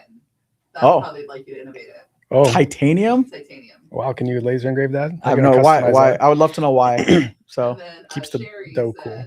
well, and a few people actually mentioned this, but stainless steel handles that unscrew, easy to sanitize, looks high end. And I feel like I told you that suggestion too. So yeah, that one's a bit. That's yeah. Okay, understand. I understand. They're bringing the heat. Heard. And then Sheila said, my struggle is that I have a diverse customer base that ranges from men to teenagers. Well, so it's kind of hard to figure out who to market to. I would define your F clients. Which ones are the most pain to work with? That's and on the way. And then niche that down and who you want to work with, because you have such a wide range. Well, define your A, B, C, D, and F customers. Get rid of the D's and the F's. Yeah. Another way, like he said, the F clients, the F customers. Another way is to also just ask yourself, who do you want to work with? You know, if you don't want to work, you said teenagers to adults, right? Yeah, she says from teenagers to old men. Oh, that's a pretty wide range. So figure out, what range you want to work with and why. Like, why is your range teenager to adults? Is it because is it because you feel like you went out there and you tried to sell to anybody and you've sold to teenagers to adults? Or what's the reason why that range is so large? Because that's almost like saying all men, right? That can possibly spend money because, you have a little bit of money during your teen years all the way to old men. So that's including a lot. So maybe just ponder on that. Like, why is it teenagers to old men? And then Teresa said, our brand is nature-based and calm, but on occasion, I want a splash of colors, but minimum amount. Is that detrimental? No, not at all. You just got to do it right. Have you guys heard of the kind bars? Yeah, kind bars. Yeah, kind bars. So like if you look at kind bars, they have like a very black and white logo and they have like 3 colors incorporated. Yeah. You just don't want to make sure that like there's like layers and layers and layers. You can incorporate colors, but keep it super simple. Keep it like, think of it like if you've ever done a Cricut, can I take that logo? Can I make it black and white and can I weed it? If it's like, oh my God, my logo is a nightmare to weed, it's probably not it's probably something you shouldn't do because it's going to be super difficult to work with in the future. So if you can weed it, make it your logo. Yeah, absolutely. Okay, and then you got some follow-ups because they're still here waiting for their answers to their questions. So the person who asked about the titanium rolling pin, yeah, they're saying that their diode marks titanium really well. And then Sheila wanted to clarify that her one market is at a men's organization. Cool. So that's why those are her clients. And then she also volunteered twice now because she also did this on the live, but she wants to help out at APA, work the table. She loves talking to people. So we have a helper there. Yeah. Awesome. So about trade shows, I think a lot of people that get it wrong is they bring too many products. So if you're going to a trade show and if you're at like a trade show format and it's that range, just bring 3, 4, or 5, no more than that, products and cater the designs to a certain group of people. So if a teenager comes, they can look, but you can forcefully not cater to them and just stay focused. You don't have to cater to everyone walking at a trade show because everyone won't walk to a trade show. But if you niche it down to a certain group, they will talk about it. They'll bring customers to you. Just niche your booth down and make it something that they could remember and talk about. Don't make it like, oh, did you go to that booth? Oh yeah, they have everything. You don't want to be that. It should be like, hey, did you go to that booth? They had like a bunch of pocket knives and they had like hammer sets. It's perfect we can get one for Papa and Dad, and that's how you should be doing it. Don't have like product vomit. That's not going to help. Yeah. So cool. All right. Moving on then. Guys, final page here. We've made it to the absolute end of the worksheet. So congrats for those of you that hung around and are filling this out. You guys are going to move mountains with what we're working on here and just do it. So this part is the action plan. And this is kind of the accountability part. And this is really essentially taking the biggest takeaways that you had when you've gone through this whole worksheet. Take your biggest takeaways and plop them down here on the action plan. And so we have a spot for you to put the one thing that you're going to work on this week, and then the one thing you're going to work on this entire month. And then John and I have, we've shared one of our goals that we're working on as well with you. So you can kind of get an idea of this, but we're actively trying to, grow our audience on our lives and everything. We're trying to get to an average about 100 people on the lives, and we're working on that. And the goal is to get that accomplished really by the end of Q2. So I got a question for Sam is what was our high point of how many people we had on this live today? I think the most I saw was just over 70. All right. Oh, wow. Close. So this isn't even our typical live time. Usually we go live on Tuesdays at 4:00 PST.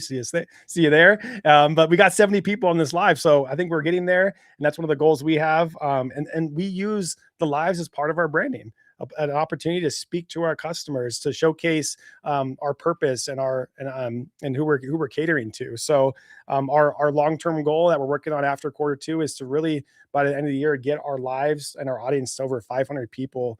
Is kind of our long-term goal. So yeah, a little tidbit on our goals. Absolutely. And sharing your goals, with your audience is not a bad thing. Now, you guys know, we want to help more businesses like you. So, don't feel shameful. We request if you feel like this is helpful to you, it's probably going to be helpful to other businesses. We would love for you to share the live, to share this live after it goes to YouTube as a non-live recording. Have them go through it, have them go through the worksheet. The worksheet will be available on the MakerFlow Lives page. It should be in the description on the YouTube listing after the live is over. And you guys can work with your business partner or your friends and do this worksheet and see how it works for you. And we want to, if this was helpful, again, put it in chat, reach out to Sam, Danny, the social team. Let them know that, this was good, this was bad, how we could change it. If you want to see anything else, please reach out to us and let us know. Mark and I are pretty much an open book. And, we as you can see, it's been 2 hours. We can probably go for another 2 easy. So we love to talk about it. And our goal is very simple. We want to help 10,000 businesses, be successful. And we would love for you guys to be part of that success as well. So, we really appreciate everyone being here. We're really hoping by Q4 we can have an average of 500 people on our lives that are interacting and doing the worksheets with us. That'd be cool. And I would love by then powerful. For you guys who are kind of the initial people that joined this live, by then I would love to have a bunch of success stories. Mm-hmm. That would be absolutely wicked. What did the branding worksheet do for you? I would love to hear that. How powerful it was for you, how you utilized it, and give us a win to share and showcase you for sure. Yeah. Maybe the next live podcast we do, workshop we do, we can go backwards and see, who had some wins, who made some changes, and how did it help your business? I think that would be absolutely incredible. Yeah, guys. So take your takeaways and put them into action. At the bottom of that page, I got a little cheat for you. And I shared this tidbit at Next Level last time. And it's really comes down to eat that frog, right? Who wants to eat that frog? That is the most biggest, nastiest thing that you don't want to do.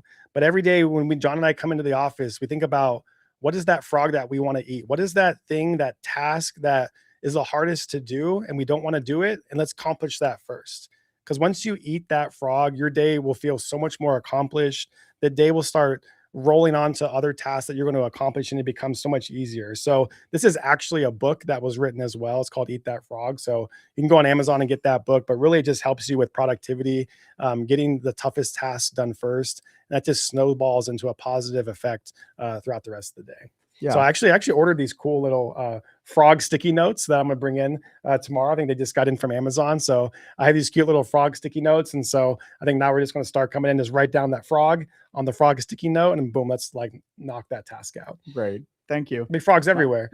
He's gonna light up my monitor screen with frogs. I know it. The frogs are for you, not me. Give you 10 frogs a day. Bro. Yeah, I knew it. You're fast at that. I freaking knew it. Did we go over smart? I love no, we didn't. Yeah. Okay. So as you guys can see under the MakerFlow example, it's very important to have SMART goals, right? So if you look at your sheet, we wrote it down. SMART means it's specific, measurable, achievable, relevant, and time-based. Okay. So if you look at the goals that we wrote, you'll notice that that's exactly what it is. Your goal cannot be, about not your business. You can't be like, I'm going to eat 2,000 calories a day. No, it has nothing to do with your business. Maybe it does a little bit, but you want to make sure it's about, your business. And you want to also make sure it's measurable, because if it's not measurable, if it's not achievable, you're just giving yourself an excuse to fail. Because when it doesn't work, you're just going to be like, yeah, I mean, it was, how do I really even measure that? So you're really just making an excuse before you make an excuse. So follow the SMART goal, because guess what? When it's Q4, you guys have this. If we're not hitting 500 people live in Q4, you would know based on this that we didn't achieve our goal, right?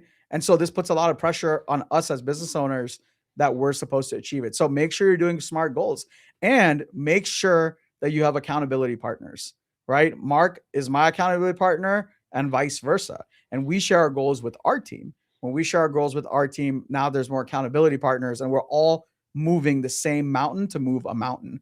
We don't have to move mountains alone. So it really helps to have those SMART goals and share the SMART goals. Yeah. And you can easily see that the goals that we wrote down are smart goals, right? It's specific, measurable, achievable, relevant, and time bound. We want to increase our live stream engagement to 100 plus people. Boom. That's a measurable thing.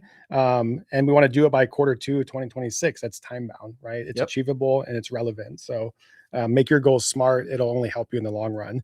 All right, guys. So coming to an end here. For those of you that have completely filled out the brand worksheet, we actually have one of our partners that we work with closely, and they work closely with the maker community, that we kind of have like a special offer for them, right, John? And it's a great partner that we recommend. So if you need help with your branding and you've completed this document, one of our partners has a special offer that I'd like John to talk about.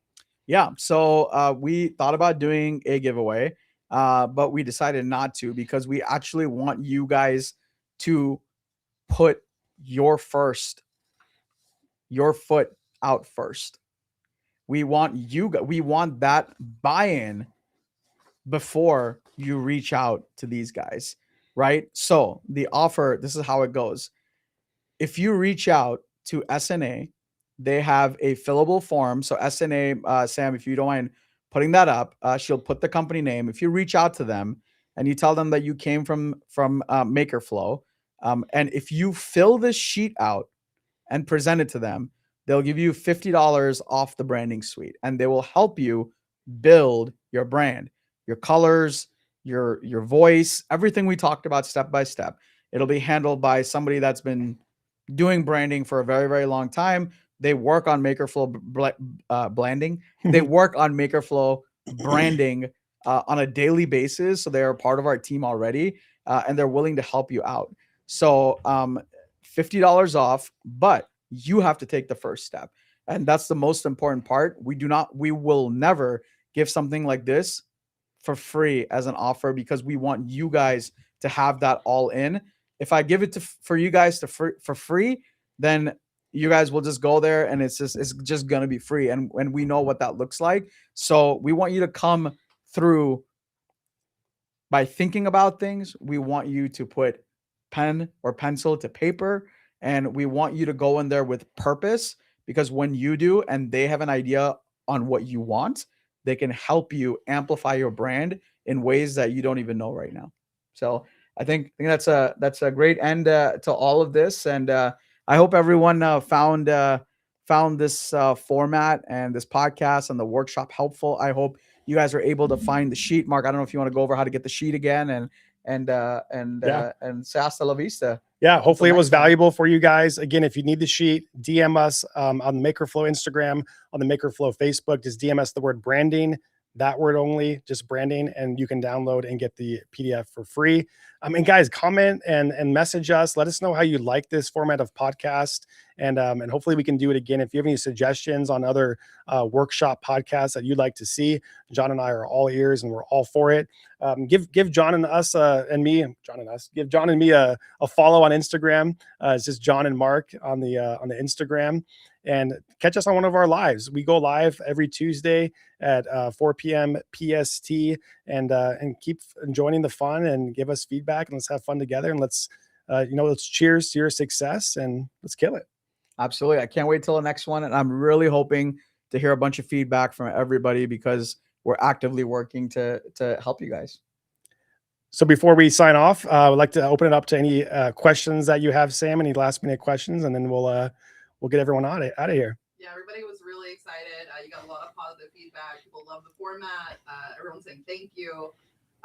Someone said, I would love to be on your live Tuesdays, but I have church that night.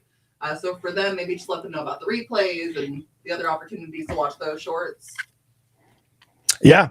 Yeah. If you're unable to catch one of our lives, you can go to the Makerflow website, go to our lives page, and you can catch the information about it there.